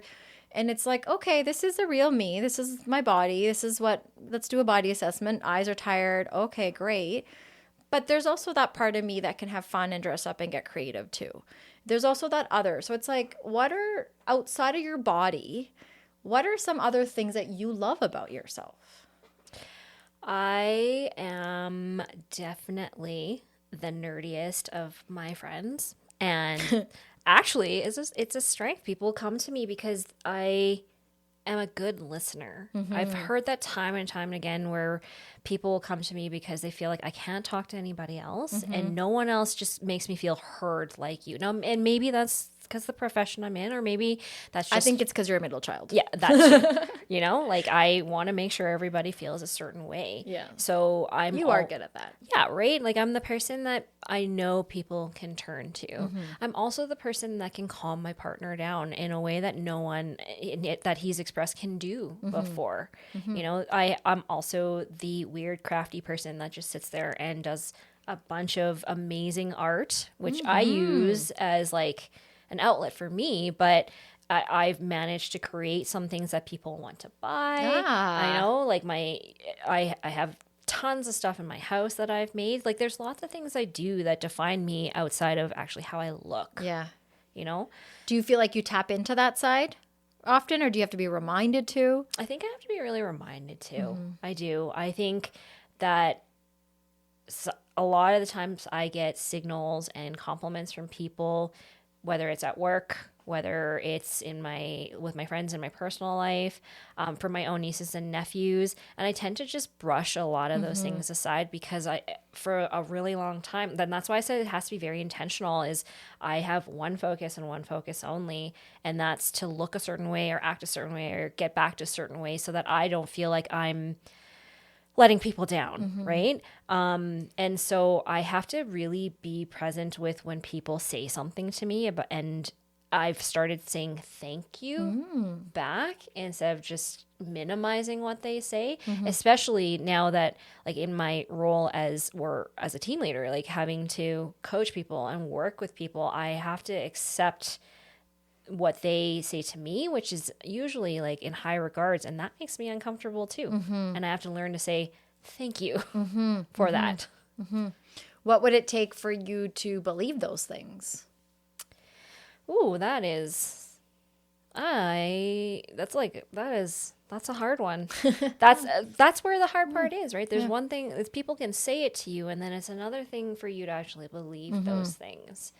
Well, you had said the external controls, external measures. We do look to the outside to feel good about the inside. And I don't think often as children we are taught to tap into those internal measures. So it's always, a consequence is if you're going to do something bad, we're going to take that thing from you. You can gain that thing, the video games or whatnot. So we grow up with that. We'll take you out to eat. You can earn this.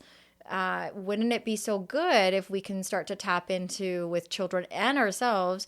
Okay, so when I speak up or when I do this one thing over here, excuse me, I have to re-say that. Wouldn't it be great for us to say to ourselves or to children, okay, so now I lost my train of thought. I'm going to need a second here. I knew my throat was getting there. What was I saying? I was saying internal measures. Yeah, so back to...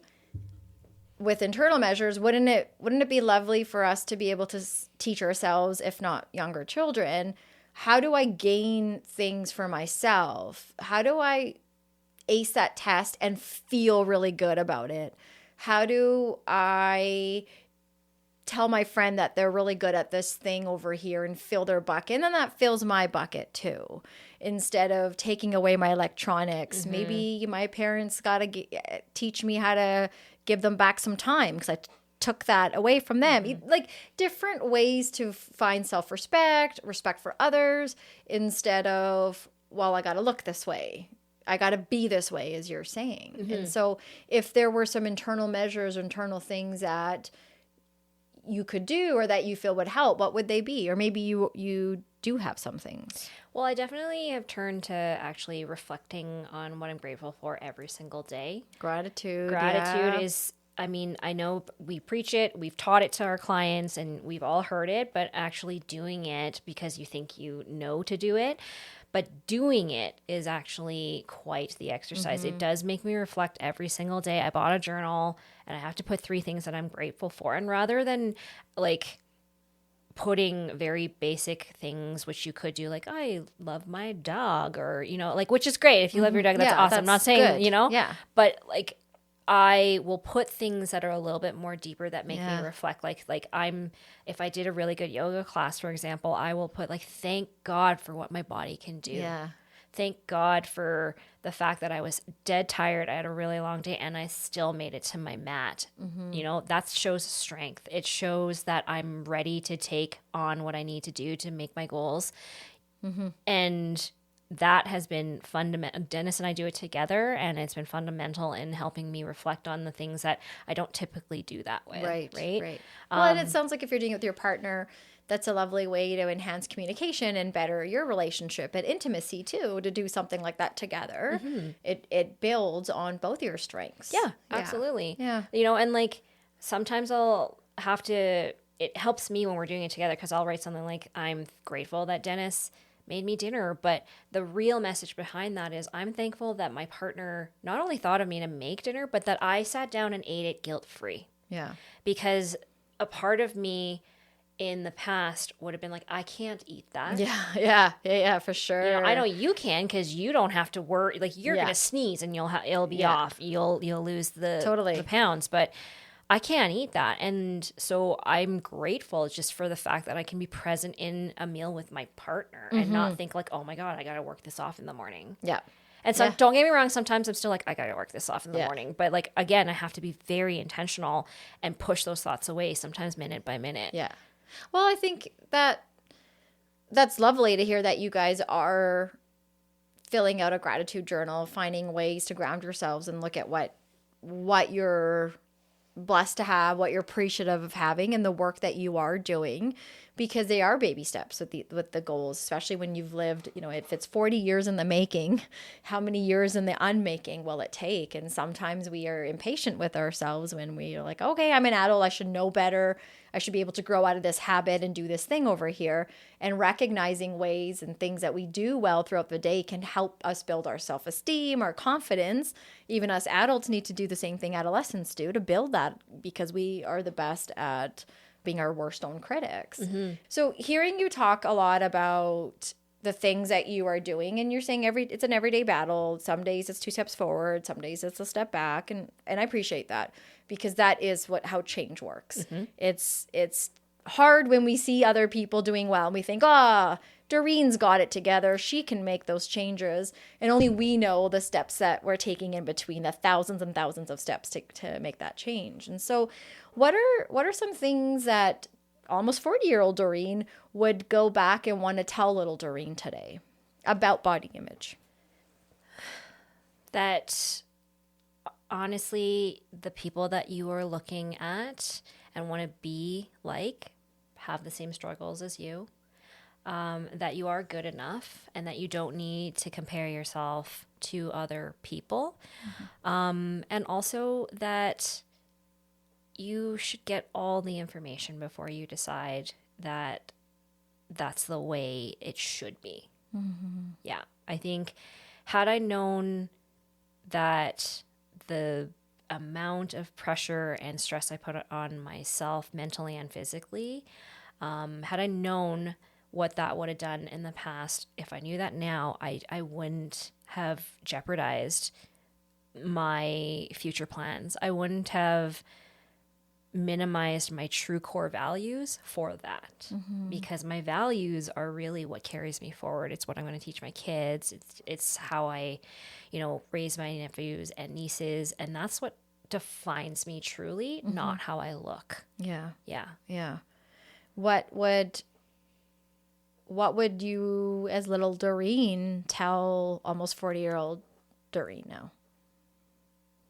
Just buy the bigger size. Yeah. It's comfier. Yeah. You know what? It just don't put that much pressure on yourself and try to fit back into the pair of jeans or whatever it is. Just buy the bigger size. Yeah. Yeah. Did you ever watch What Not to Wear back in the day? Yeah. With Stacey and Clinton? Absolutely. And for years, I used to quote them because Stacey and Clinton used to say on this TLC show, What Not to Wear, that you got to buy the size, dress for now, don't dress for the size you want to get to. And I always appreciated that because, because I expected I'm a 0 or a 2, and currently, let's say I'm 4 or 6, I'll just buy the 2 because I'm going to lose the weight. Totally.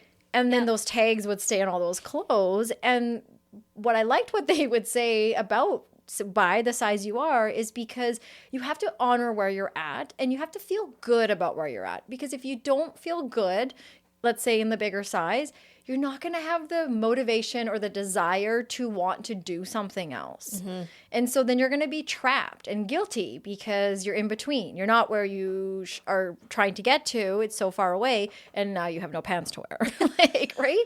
And so I appreciate you, little Doreen, telling you that, because I think she's very wise in saying, yeah, buy the bigger size. If that's the size you're at, then that's the size you're at. Totally. It's not buying for the size that you want to be at. And what's funny about that is I spent so much time, because I'm the Zaya rep, right? Like I rep an athleisure brand, and I had tons and tons and tons of outfits and leggings that were a certain size, which was like a few years ago size.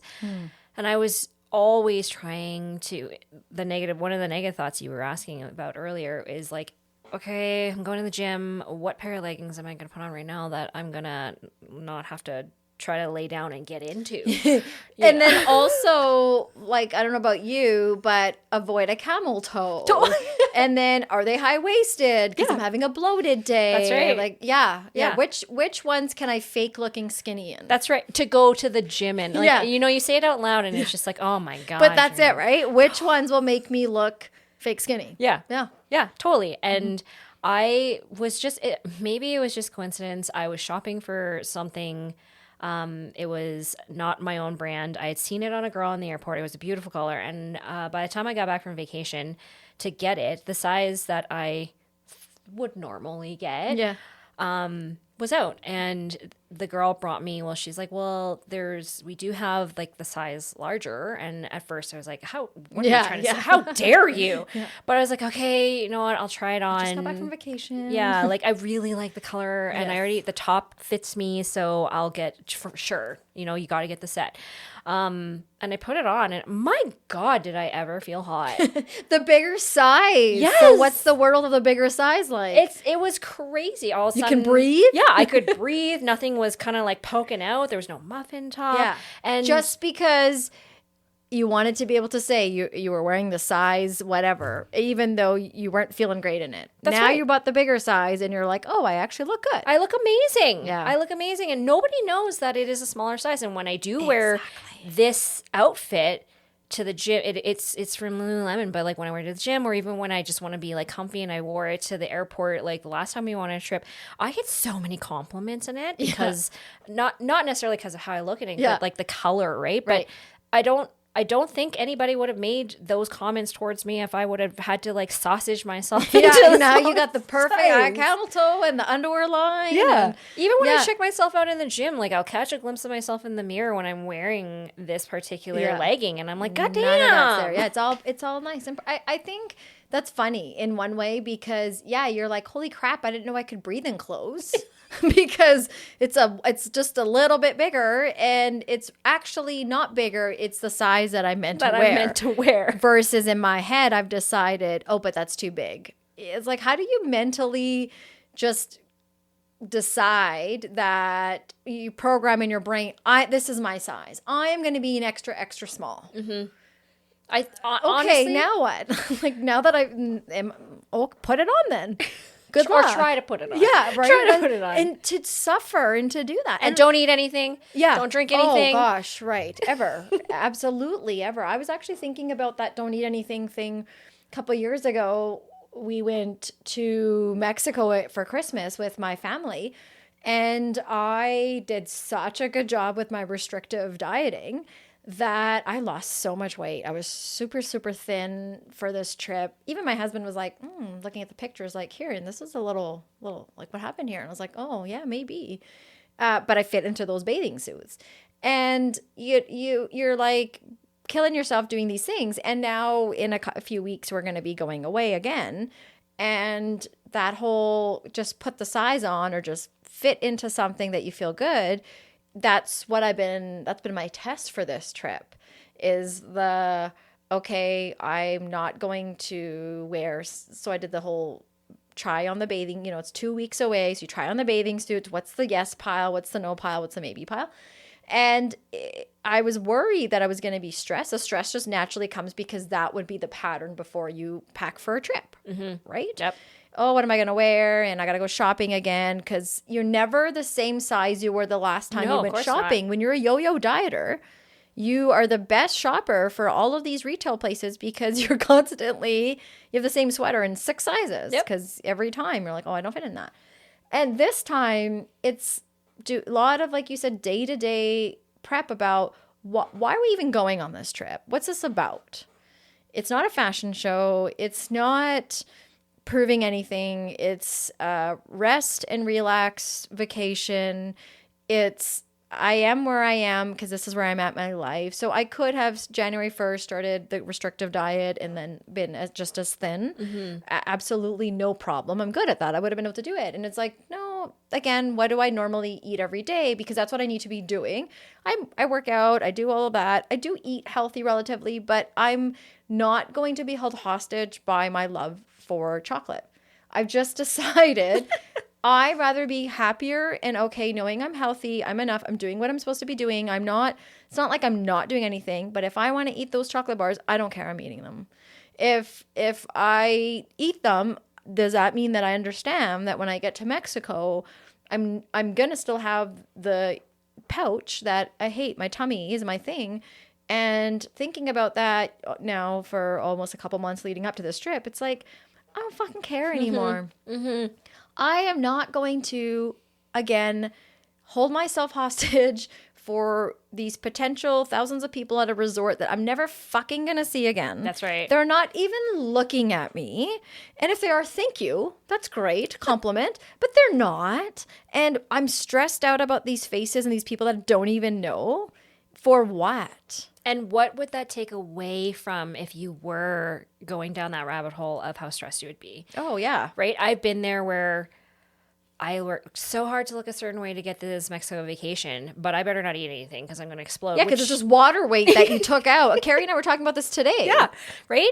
But the thing is, like, I'm not going to take off this sundress now and get in the pool with my family or my partner or whatever to actually enjoy the vacation and be present in the moment because heaven forbid, because I had extra dinner last night because I was on vacation, well, my body just decided to completely bloat up because of it. Yeah. And now I'm just going to sit here in this chair covered up. Yeah, but I'll take pictures so it looks like I'm having a good time from this angle, right? And my kids are my best, like they're my best accessory in photos because they're the perfect height to hide what I want hid. And they won't be on this trip, so I won't have them. But I think it's just like putting ourselves back in these situations knowingly. It's one thing to not do anything and then be upset or expect, oh man, like why am I still struggling with it? It's another, okay. It's like recognizing what are the things that are challenging for me. Vacations are a challenge. A wedding or a party coming up, something that I have a lot of time to prepare for is not good for me because then I obsess over it. I maybe don't do a whole lot, but I got to look this way. I got to go buy that new dress to fit, like you said, the fake skinny. And now I have an opportunity with a trip coming up. I'd be stressing over it. What am I going to do? I'm going to do what I would want my everyday routine to be. And my everyday routine would be to get up and enjoy my workout and enjoy whatever else my day is, what prep for the podcast, whatever we're doing, and know that this vacation's coming and that's it. I'm excited for it. And I'll be nervous when I put the bathing suit on. That's going to happen. But I'm preparing myself for it in a way of, these are the things, remember, you did to stay healthy. You weren't preparing to look a certain way in that bathing suit, right? Like, so it's these little things that blow, when you talk about it, you're like, oh my gosh. All the pressure that you put on that yourself. we put on ourselves. Absolutely. That people don't know we do. Like when I had mentioned the last time about how I'd stand in front of the mirror and like, how many rolls do I have in this outfit?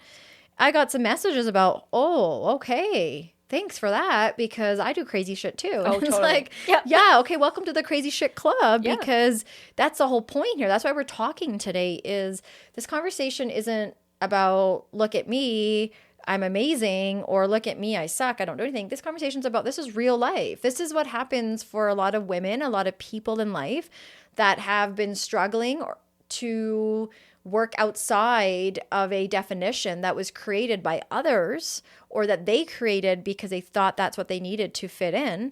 And now we're working backwards from it. And if it's going to be this many years in the making, like we said, it's going to take a while to learn from that, or unlearn, like we're saying, some of those things, and rescripting it. Like, for example, I was reading up about, okay, like negative food talking negative food talk, and how can we rephrase it. So I really like this, because it's like, I can't, I don't know. What do you like to eat a lot that you feel like you shouldn't eat? Lasagna. Okay, so I can't eat lasagna because I don't know how to stop, versus I'm giving myself permission to eat lasagna because that will help my brain understand that this food is no longer scarce. And this resonated with me because a lot of restrictive dieting, a lot of why some of us go to that place is because we do that all or nothing, right? And so when we withhold the lasagna for months or however long, then we binge eat the lasagna because our brain thinks we're never going to get it again. Like you said, when you finally put food in your body and your body's like, I'm never going to get this again. What can I do? How can I hold on to it? Exactly. And so creating the balance in between of, wait a minute, I'm going to let myself have this because it's okay that I have it. And I'm teaching myself that there's plenty, for me, it's donuts, plenty of donuts. The world is not going to run out. Sadly, the world will not run out of donuts. I can have one. Totally. It's okay. Yeah. Sometimes Same I'm going to have with two. chips. And I might eat the whole bag. The salties. Yeah. I'm really loving the sweet and salty lately. Really? So I love to throw in a little sweet surprise in the midst of the salty chips. It's funny that you say that, because ever since I got off my birth control, which was a part of the journey, my hormones, like actually experiencing real hormones now, things are starting to change too. Like I used to never ever really want the sweets. Yeah, right? Or I remember. Like, you give me a bag of chips, I'll demolish it in 2 seconds. But if you gave me a chocolate bar, I could easily walk by it. And now I'm actually craving sweet stuff. The sweets, yeah. That's funny. Yeah. Well, when you start eating normal food every day, imagine that. Yeah, you're like, oh, wait a minute, this is what this is, versus restricting all the things that we think we're not supposed to eat, or someone tells us that we should or shouldn't, right? Because that friend lost all that weight. I remember one time, I don't know if you remember, I think you were working with me at the time when I was doing the juicing. Oh, yeah. That time, Carrie and I had to throw out, first of all, that juicer. We were like so disgusted and done with this disgusting thing that we did, the juicing diet. People, if you have never done a juicing diet, you go and buy, what do you want? You want to have bruschetta? Because that's how you really say it. I learned in Italy, not bruschetta. And side note with that, when you know how to say the real word in another language, are you a pretentious person? Are you a douchebag? Because when you were going, like right now, would I have been a douchebag if I just said bruschetta and kept talking instead of telling you why I said that? Because I feel like I'm a pretentious person, but that's the right way to say it. We're just used to saying bruschetta. I would not have thought you were pretentious at all. I've been like, wow, she's real smart. Well, okay, because I learned in Italy last summer, and since then I've just walked around saying it. And the reason why I'm saying bruschetta is because that was one of the meals, the juicing meals. So you juiced? Oh, yeah. So it'd be the tomatoes. So you do the sun-dried, not sun-dried, the whatever, Roma, whatever tomatoes you use. You can tell I cook all the time. And you would juice it. You'd put the spices in there. So it'd be like you're eating it, obviously without the crackers, because that's carbs. You can't have that. No. And that was the most disgusting part of my day. And I think back to that and I think, why did I hate myself so much? Like, why do I hate myself so much that I would say it's okay to do that and juice? There was like this gross cucumber one. Oh, I remember that. Oh, they were so disgusting. Like, I'd be gagging. Yeah, you did not all I like would it. do would be juicing. Yeah. And I had the darkest circles. I mean, they're already dark because that's the way they are, but they were like the you were hated. It was nasty. And I didn't, let me tell you how much weight I lost. None. I think I gained some actually. I was, when you're like, when you're bloated, like you're like got too much salt in you, bloated water kind of a thing. I was that kind of tight bloated. Oh. And I'm like, what did I do? Why did I do that? That was the juicing diet.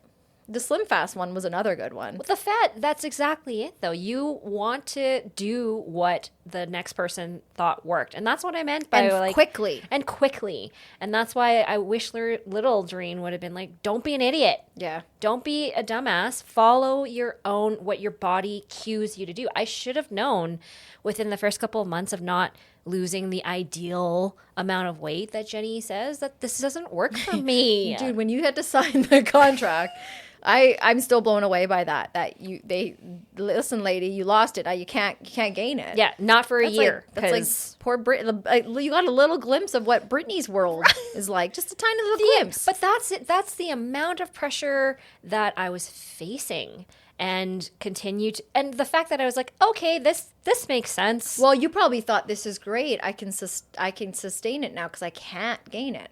Because you're not doing it for you, you're doing it for them. Mm-hmm. And I can lose weight for others.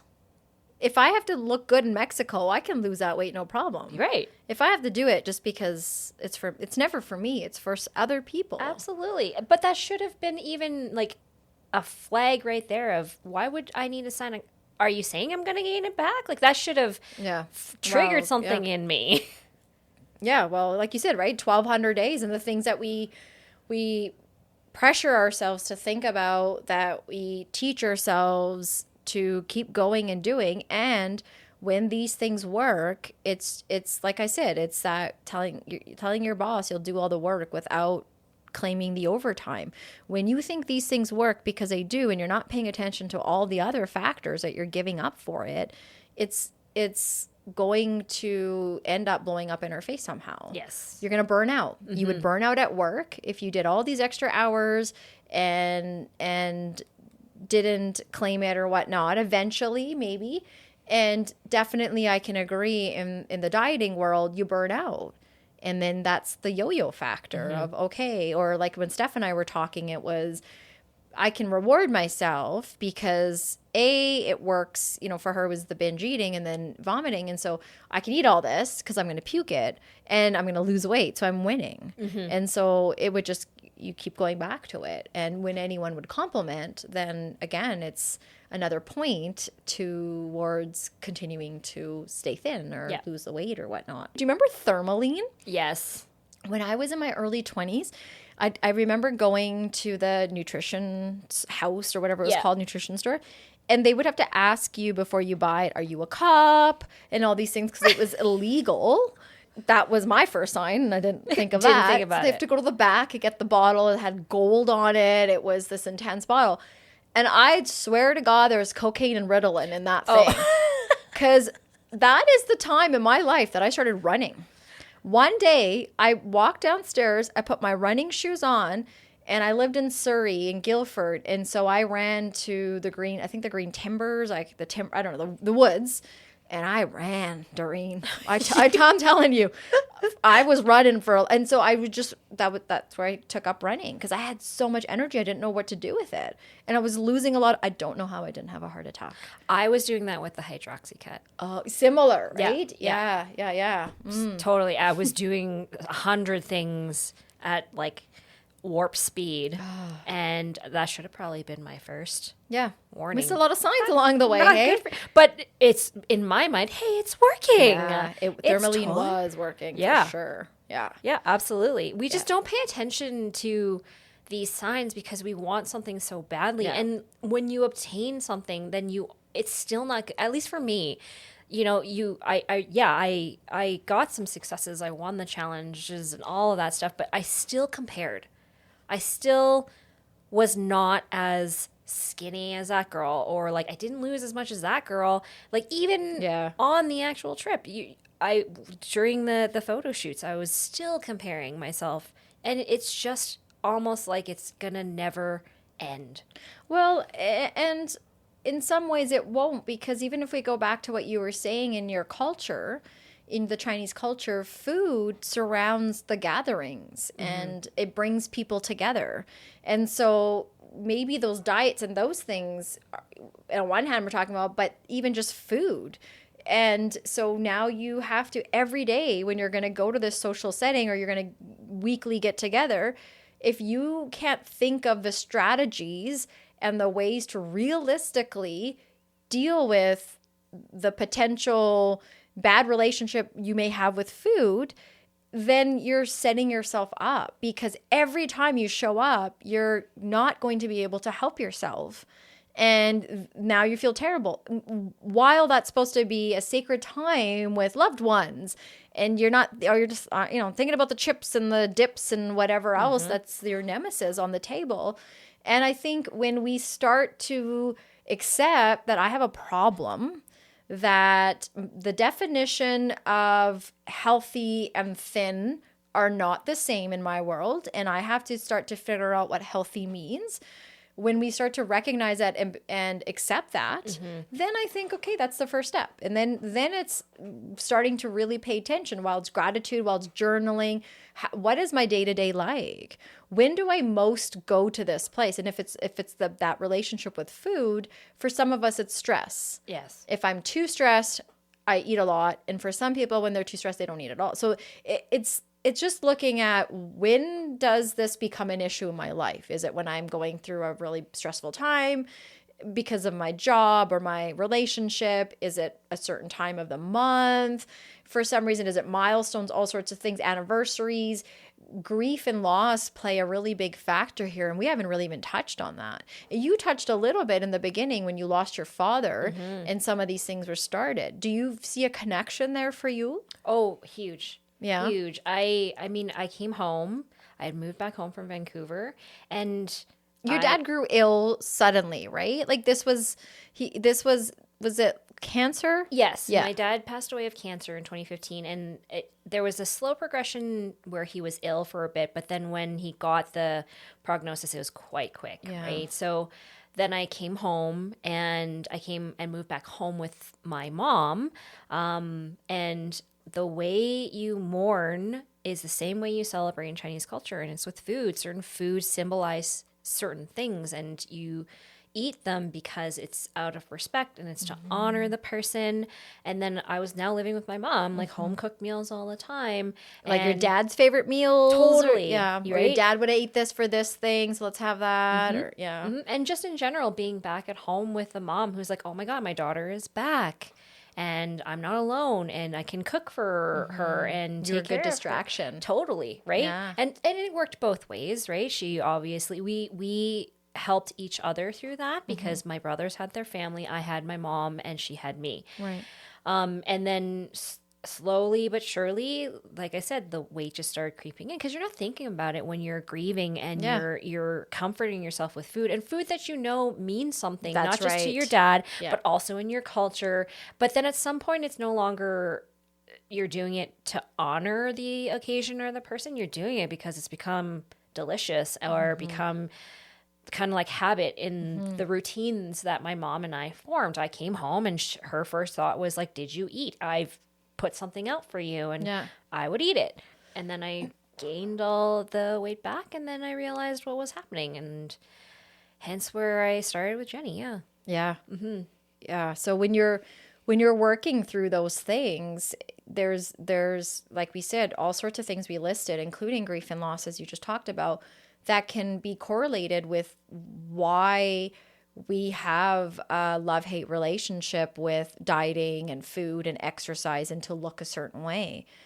And as we're saying, if we can start to recognize these things and go there and talk it, write it out, talk to other people about it, if we truly feel we want some help with it, there's lots of resources out there that we can, any search engine, Google, can help us wherever you are to walk you through if it's something as severe as eating disorder that needs attention, as well as any counseling around grief or the underlying symptoms. We had a friend who was a very, very large man. He was 6 foot, oh God, I don't know. He was a very tall man and a very long, just as wide as he was tall, about 400 pounds. And he'd passed away almost a year ago.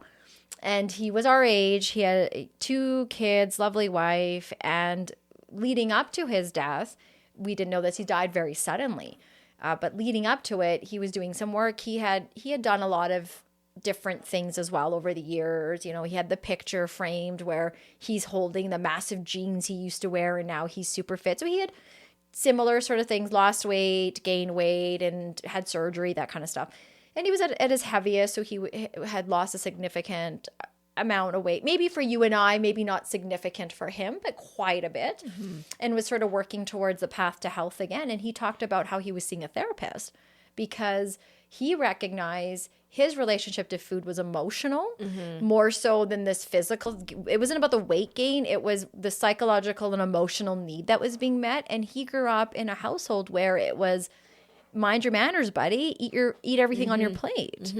You're a big boy. You're probably going to need another plate. So he's growing up with those, and you don't think, like you said, you don't think about those things. That's how you grow up. Parents, grandparents like to feed us. And that's all he knew. And there wasn't a time for maybe until his adult life where I don't think he really realized that was happening. So sure, I'll have 2-3 plates because that's the norm. And so he was recognizing these things. And I love that he was getting to that place, because often his story is what many people probably would connect with, that when we can get to the bottom and start to realize, and maybe with a therapist, getting to the bottom of why is that there? Why do I have to go to that place? Why do I feel guilty? Why do I feel I owe this? Whatever that may be, to be able to find that balance in our lives, right? And so some questions that maybe we can think about if we are struggling with body positivity, and things that maybe we can ask ourselves. Maybe Doreen, you want to answer a couple of these things. Sure. So if we want to look at our body positivity, and if we're struggling with it, one of the things we can ask ourselves is, what does my body allow me to do? What is my body's function? And you kind of talked about that today. So how would you answer that? I would actually answer that with the fact that my body, I'll tell you a story.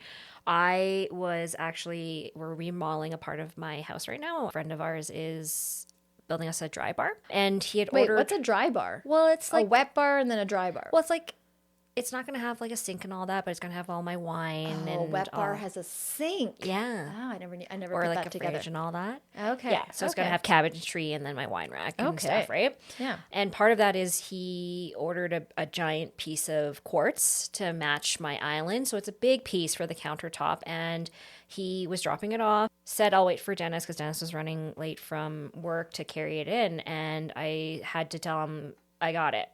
It's cool. I can help you carry it in. And he just kept saying, it's pretty heavy. And I said, bro, I got it. I'm strong. Yeah. And, but he doesn't know me, right? He doesn't know me in that way. And he said to Dennis afterwards, when Dennis got home, and Dennis had a chuckle about it, was, she's really strong. Yeah. She had no issues lifting that that giant piece of quartz at all. Yeah. Like my girlfriend, she looks strong, but she's not strong. Right. She looks small, but she is strong. Yeah. So like I measure my body positivity by what my body can do, the strength that it gives me, and what it's capable of doing, not by how it looks. Yeah. I think that's a great place to get to. It's like the cracking the jam open, right? Yeah. It's like, who benefits from negative feelings about my body size? I really like this one. Who benefits from negative? Who benefits from negative feelings about my body size? Oh, wow. Yeah, who benefits from negative feelings about my body? Like, so these negative feelings that I have about my body size, who benefits from it? Do you benefit from it? Well, I would say yes and no, because yes, in that it drove me to push harder to get to my goal weight. But honestly, who it really impacts is probably the people around me. Because like I had mentioned earlier, I can't be present with things that like family dinners or if my partner makes me a meal, you know? So probably more so the people around me. It sucks for me, absolutely. But I'm deciding to do that to myself. But selfishly, it really, really messes up the relationships that I have. Even going out for like a wine night with girlfriends. I'm like, should I be drinking that? You know, how much should I be eating? Like, yeah, letting go, right? Yeah, because that's an interesting way to answer that. Because I don't know if we're answering the same way. Because when I think of who benefits from negative feelings about my body size, I think no one. Like, I think I don't even benefit from it. So why do I keep doing it? Is what I think. Like, first of all, nobody outside of this house, if I don't mention it, would know. But I'm in my bedroom staring at myself or in my mirror looking at how terrible I look, like you said. And because I can stare at that belly, that war zone with my silver baby birthing scars. And so I think that's interesting ways of looking at it. There's another question that says, who's telling me my body isn't okay as it is and why? Well, first and foremost, I tell myself. Yeah. I am my own worst enemy. Yeah. And like, while I can say that there are people who, for instance, the story I used my mom, who point out that my body isn't a certain way, it comes from a different perspective than when I tell myself that. That comes from a place of concern when it comes from someone else. And when I tell myself that, it comes from a place of self-worth. Yeah. So very differently. No one else on this planet has ever said that my body is not a certain way or a certain standard. It is only me. Yeah, I would agree. Like, I think maybe if outside of me, it would be, I think that everyone else expects this for me. That people that, like you said, there's people that look up to you. There's people that praise you when you look really good and thin. And so all those people I'm letting down. Even though all those people one has said don't that. care and they are not even thinking about that. But, you know, it's the ego. Yeah, absolutely. Right? Yeah, narcissism at its best. Everyone's got me on their mind. Yeah. I'm the most important person. Yeah. Enough about you, more about me. Okay, and then again, going back to if we're struggling with our body positivity, these are questions we can ask ourselves. So what is something I love about my body? Oh my God, I love my arms. Oh, I do.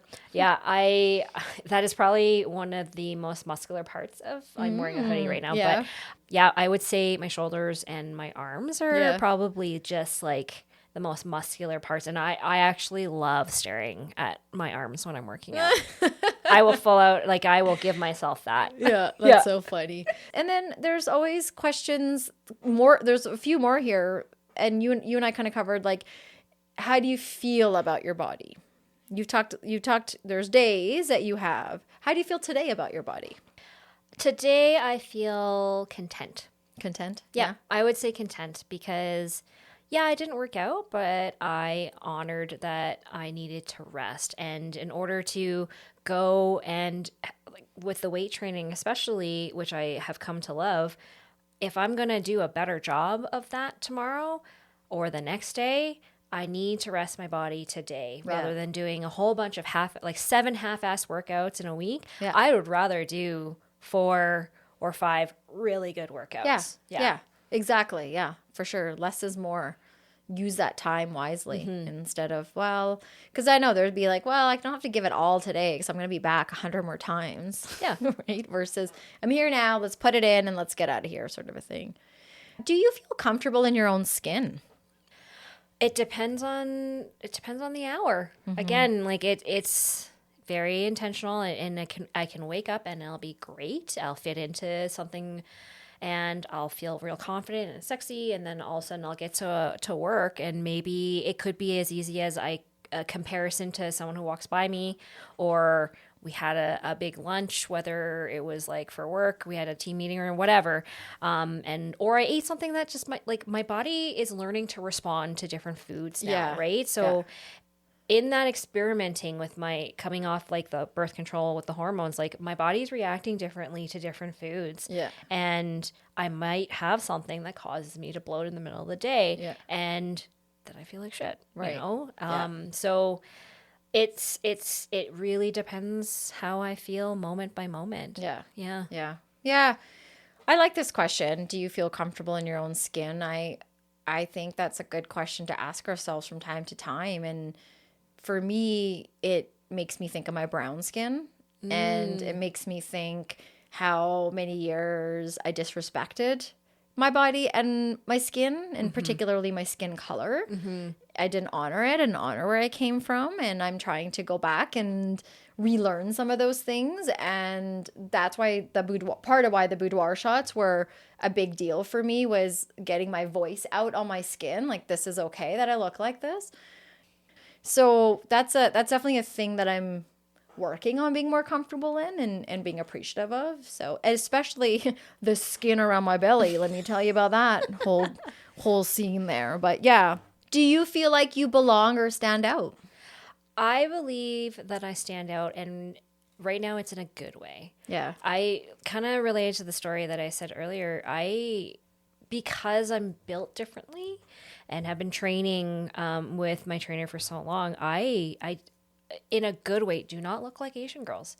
And I can lift a lot more, I can squat a lot more, and in some ways, like in the gym, that makes me feel amazing. And now when I walk around, if I've had like a good pump too, and my arms are popping, I'm suddenly okay with, I'm not your typical Asian girl. Yeah. Exactly. You could have an OnlyFans account. Oh, God. Did I ever tell you that back in the day, people thought I was Tila Tequila or whatever her name is? I never thought I'd hear that name again. That's amazing. But like, who was she again? Wasn't she like one of the first reality people? And she was on I could not. I didn't even know who she was, right? Because of my totally I love her name. underprivileged world of not having cable. But I would always get that. Oh, like you look so much like her. And then, back then it was not good because I looked at her and I was like, oh, of course she's like an Asian model. So. Yeah. Well, there's only so many comparisons, I'm sure, back then, right? Yeah. Because how many Asian people were on TV? None. Yeah. Right. None. But there often wasn't very many people that we would look to in the media or magazines that look like you. So anyone that you would get pinned, to or connected to, you're like, okay, thanks. Yeah. Is that a compliment? I guess. I don't know. Like whatever you say. Your stereotypical small girl. But now, yes, I stand out because I believe I don't look like. Yeah.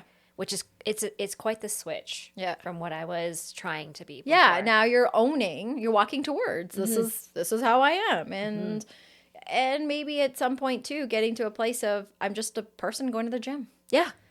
That's what I'm doing versus I have to serve a purpose in this place. I'm just doing my thing, right? So okay, so how do you think others perceive your body? As normal. And I say that because people have said that to me when I've started kind of sharing this journey I've been on and such. People will tell me I never had any inkling you were really struggling with that, because to me, you look proportional. You look normal. Yeah. I wouldn't have even noticed that you say you put on all this weight, but I don't see that. Yeah. And so yeah, even my own partner too, like, you look normal. Yeah. Yeah. Which we can be our own worst enemy because we look in a mirror every single day. Yes. Yeah. Every single, just examine and micromanage. Whereas like to some person you're passing by, you just look like you're great. Yeah. You know, you don't know how many people, are looking at you and thinking, because that's the other thing. We don't necessarily share with other people when we want to compliment them. She smells good. She looks good or what. And sometimes, especially now, we're in this very fragile place where sometimes a compliment can come off as the opposite. Mm-hmm. Don't compliment my weight. Don't tell me that. Tell me you like things that I do more than the things that you like that I, my physical attributes. Mm-hmm. So I think that can be a little dicey, but I think it's good to know, like, what do I think other people think of me? And do I have facts? Like, opinion isn't fact. My opinion, my perception, that's my perception is my truth, my story. Mm-hmm. And it's not fact. It's how I'm living this story, how I'm seeing the narrative. And for me to start to think, okay, well, how do other people think what I look like and how I look? Can I think also help me start to realize I don't fucking know. I have no clue. And it doesn't matter. Yeah. How other people perceive me is none of their friggin' business. And it's not my business, actually. I think there's a spicy celebrity that said that. How the things other people say about me when I'm not there isn't my business. And mm-hmm. I was like, yeah, that's actually mm-hmm. true, right? So how other people perceive me, it's not my business. Mm-mm. And say it enough times, maybe we'll believe it. Yeah. But I think you should also pay attention to when people do say the things to you. You know, like I was mentioning earlier, I would really minimize what people would say. Yeah. But even recently, my osteopath, who's been helping me with a lot of this, and my massage therapist, made a comment around how much stronger I've become. Yeah. Especially in my upper torso, or like my upper back, because I was very weak there. That's where my injury was, right? And so hearing that just, again, fueled that, I look strong. And that might help me actually live longer. Yeah. Then she died young, but she was thin. Yeah. She looked great, but she died young. Yeah. She didn't last very long. Do you feel like your body is a true reflection of who you are on the inside? Ooh. I would say at this point, yes. Mm-hmm. I would say that this is a body that is about to turn 40. And has had to learn some lessons the hard way. Mm-hmm. And while it's not what I thought ideally I would want it to be, mm-hmm. it is doing what it needs to do to help me along with what I really want. Mm-hmm. Yeah. So maybe I'll even call it, there's some battle wounds there, if that's what you want to call my tummy, or the fact that I have a curvier waist. That is just where my body is at right now, because I'm trying to make a lifestyle change mm-hmm. and not have another quick fix kind of fad diet mm-hmm. that's just going to lead me in the same position. Yeah. Yeah, exactly. Yeah. No more contracts to sign. No. To keep the weight off, right? So, okay, I feel like we're at a point where I'm going to ask you if there's anything that you wish that I had asked you today, or that you wish you had brought up while talking about body image for you. I think it's really important that we recognize it's all shapes and sizes that struggle with body image, and not just people who are trying to lose weight. Everybody goes through your struggle, and which is why I say don't compare yourself to another person, because mm-hmm. even right now, a good friend of mine who I work out with, who's working with the same trainer, through conversations, she's actually working with Candace because she needs to gain weight. So mm-hmm. she's having a hard time putting on mass, and she's having a hard time because, like, try as she wishes, sometimes we joke in our workouts. I'm like, if you want to take some of my boobs, I'll take some of your ass, know, and she's just like, I don't have this problem, guys. And I'm like, oh God, like, that's so insensitive of me to say, because you've been struggling in a different way. Yes, yeah. With the opposite problem. Here I am bitching about the fact that I can't wear a backless dress. And she's like, I would love to have boobs, and muscle mass, so. Yeah, we're all battling our own identity issues or body image issues, and some of us are having a very steep uphill climb, and others have ebbs and flows. And I think having that awareness around us, not projecting our own stuff onto other people, but also being sensitive to the fact that everyone's fighting their own fight, I guess, and important to not maybe mix the two up in that way. And so I think that's a lovely message. I hope that resonates with folks, that we're all in our own lane, figuring it out, and our lanes are parallel. We see each other, but my lane isn't yours and yours isn't mine, and that's okay. Yeah. We're doing our own thing. And I think going back to, for a second, that boudoir episode that I did, Lori and I talked a lot about how, as women, if we could just start to give each other praise more, it's so uplifting. And especially when we start to get into our 40s, I feel like some of us drop our friends because in the 20s, you go to you're busy, you're going to university. Some people are getting married. Some people are having kids. Some people are buying houses. Some people are getting careers. All sorts of things are happening, and we're busy and we're distracted. And then when all those things start to settle, by the time we get into our 40s and 50s, some of us look around, we're like, where are my friendships? Yeah.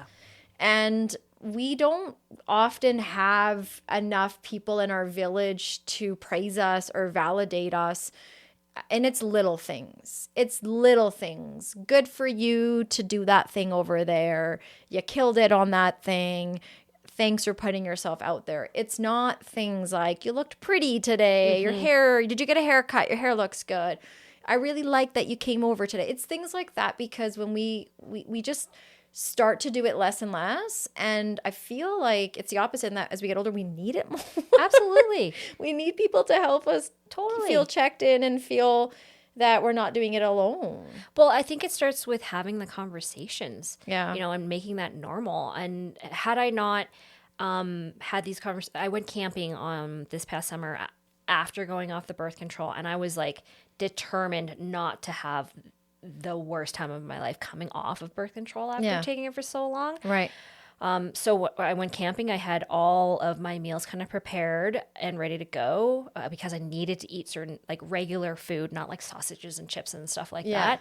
And I didn't drink alcohol while camping. Wow. And my friends got curious, and I told them what was going on, and it opened up these conversations around like, oh man, I've been feeling a certain way, or really, I should try that, because when I was going through what you were going through, it was hell. And I wish I would have known that, Right. So I think just having these conversations alone, even what we're doing here, is going to make a big difference, because people don't talk about these things. Yeah, and it's everyday stuff. Totally. Like, it's lovely to have fancy, schmancy conversations and talk about stats and all those things, because they help us grow. However, it's so impactful to talk about the things that consume our mind every day.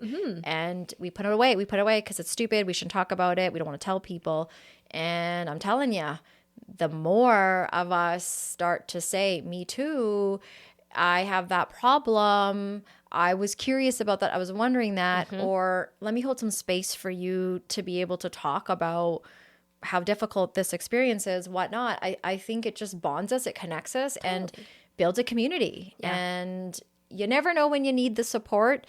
We're always there to help and give the support, but you never know when you're going to need it. And I think it's just important to look at things from that way of, what can I do to reach out? How can I start to tell myself I'm worried about this issue that I'm having? It's getting in the way of me leaving my house. It's getting in the way of me having an intimate life, a love life, whatever that is. Because, we didn't even get into the bedroom and how body image struggles can get in the way of intimacy with friendships, right? But I'm sure we'll have more conversations about that moving forward. But again, that point is also the point of, there's a lot of, it's like a spider web. There are a lot of things connected to self, and awareness is what we talk about in every episode. If we can start to build self-awareness and the things that I'm good at, the things I need help with, the things that I don't know about, oh man, we can do a lot more. Totally. So, yeah. what's one thing that you can have listeners take away today? One thing that they can do, one thing they can ask themselves, something that you would like to maybe what is one thing that you wish the past you, something that you know now that you think would have helped the past you? How about that you can leave with people? I wish that I knew back then that the level of anxiety that I feel and had felt for the last little while was a result.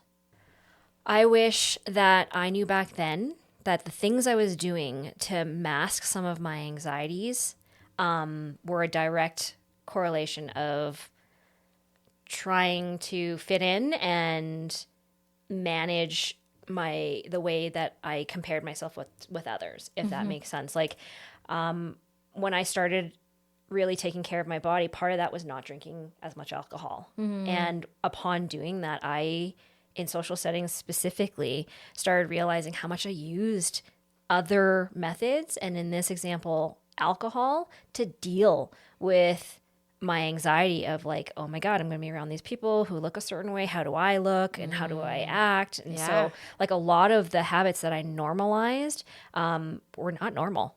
Right. They were supplementing or sort of masking what you're saying, the underlying piece, which is being in social settings, your self-worth in those social settings. How am I going to be at this get together and not eat all those things, all that stuff? And so if I drink it, then maybe that'll manage my anxiety. And well, we'll see what happens with that, right? Yeah, and exactly. Yeah. I'll fake it till I make it. Yeah. Yeah. Absolutely. Yeah. Well, do you feel that you're getting over that hump of faking it till you make it? I am. And that's partly because I tell people the truth. You know, I'm just not drinking because I'm going through something where I'm trying to take care of my body right now. And the response to that has been like, oh my God, like I should do that too. And again, so having the courage to actually say those things has opened up doors for other people to be like, tell me more. Because I have some pretty crippling anxiety myself. Like, so are you telling me that like your birth control caused that or whatever, right? So it's been, especially in the field I'm in, that's fueled me in being open rather than like, yeah, I'm doing it because I'm fat. Totally. Yeah. Well said. Anything else for you that you'd like to say before we sign off? Just thank you. Thank you for holding this platform and space for me. Like I said, I never really openly talked about the whole story. I've said some things here and there to friends who were inquiring, like, why aren't you drinking? Where have you been? Kind of thing. But I don't think anybody's actually like heard the full story, including from little Doreen all the way up to not yet 40 Doreen. So it's so close. I'm excited for you. No, it's fun. It's a fun club. We have a lot of fun in this club. We're not as serious about everything. Okay, well, I still have some time. We talk a lot about ourselves in this club. Okay, I'll prepare myself. Welcome. Yeah. But thank you for just having, like, you and I know each other pretty well, and even some of the things I'm sure you were like, I didn't know that. So. Yeah, for sure. Yeah, that's the thing. We are around each other, whether it's at work or at home in our life, and we feel like we're close to people. We feel like we have a great relationship, and often we do. We don't always share the things that are actually going on for us. And the most important things to really know someone. Yeah. It's what you think people want to know about. Totally. You. Yeah. You want to know that I'm good, right? The famous answer, how are you today? Good. Great. Yeah. Fine. Yeah. Everything's great. Okay. Ross, everything's fine. I'm fine. I'm fine. Yeah. On that note, here I go referencing another old show, right? Okay, well, on that note, I also want to thank you for coming on and being part of this campaign and the tummy is the new black. That's the thing. Like, it's okay to have parts of our body hanging out if some of them are hanging out, or not the way that we were taught for them to be. And I think if we can start to talk about how important it is to be within more so than how we look on the outside, I think we're on the right path to healthier kind of a lifestyle. So I as I often say, these conversations, like this body image conversation, is a door opener. So if folks listening have questions or feedback or anything that you'd like to talk about in this particular topic of interest with body image, reach out to us. We can be reached at MFU Podcast on Instagram or through email info@mfupodcast.com. Thanks again for coming on, Doreen, and have a great day. Thanks for having me. Yeah.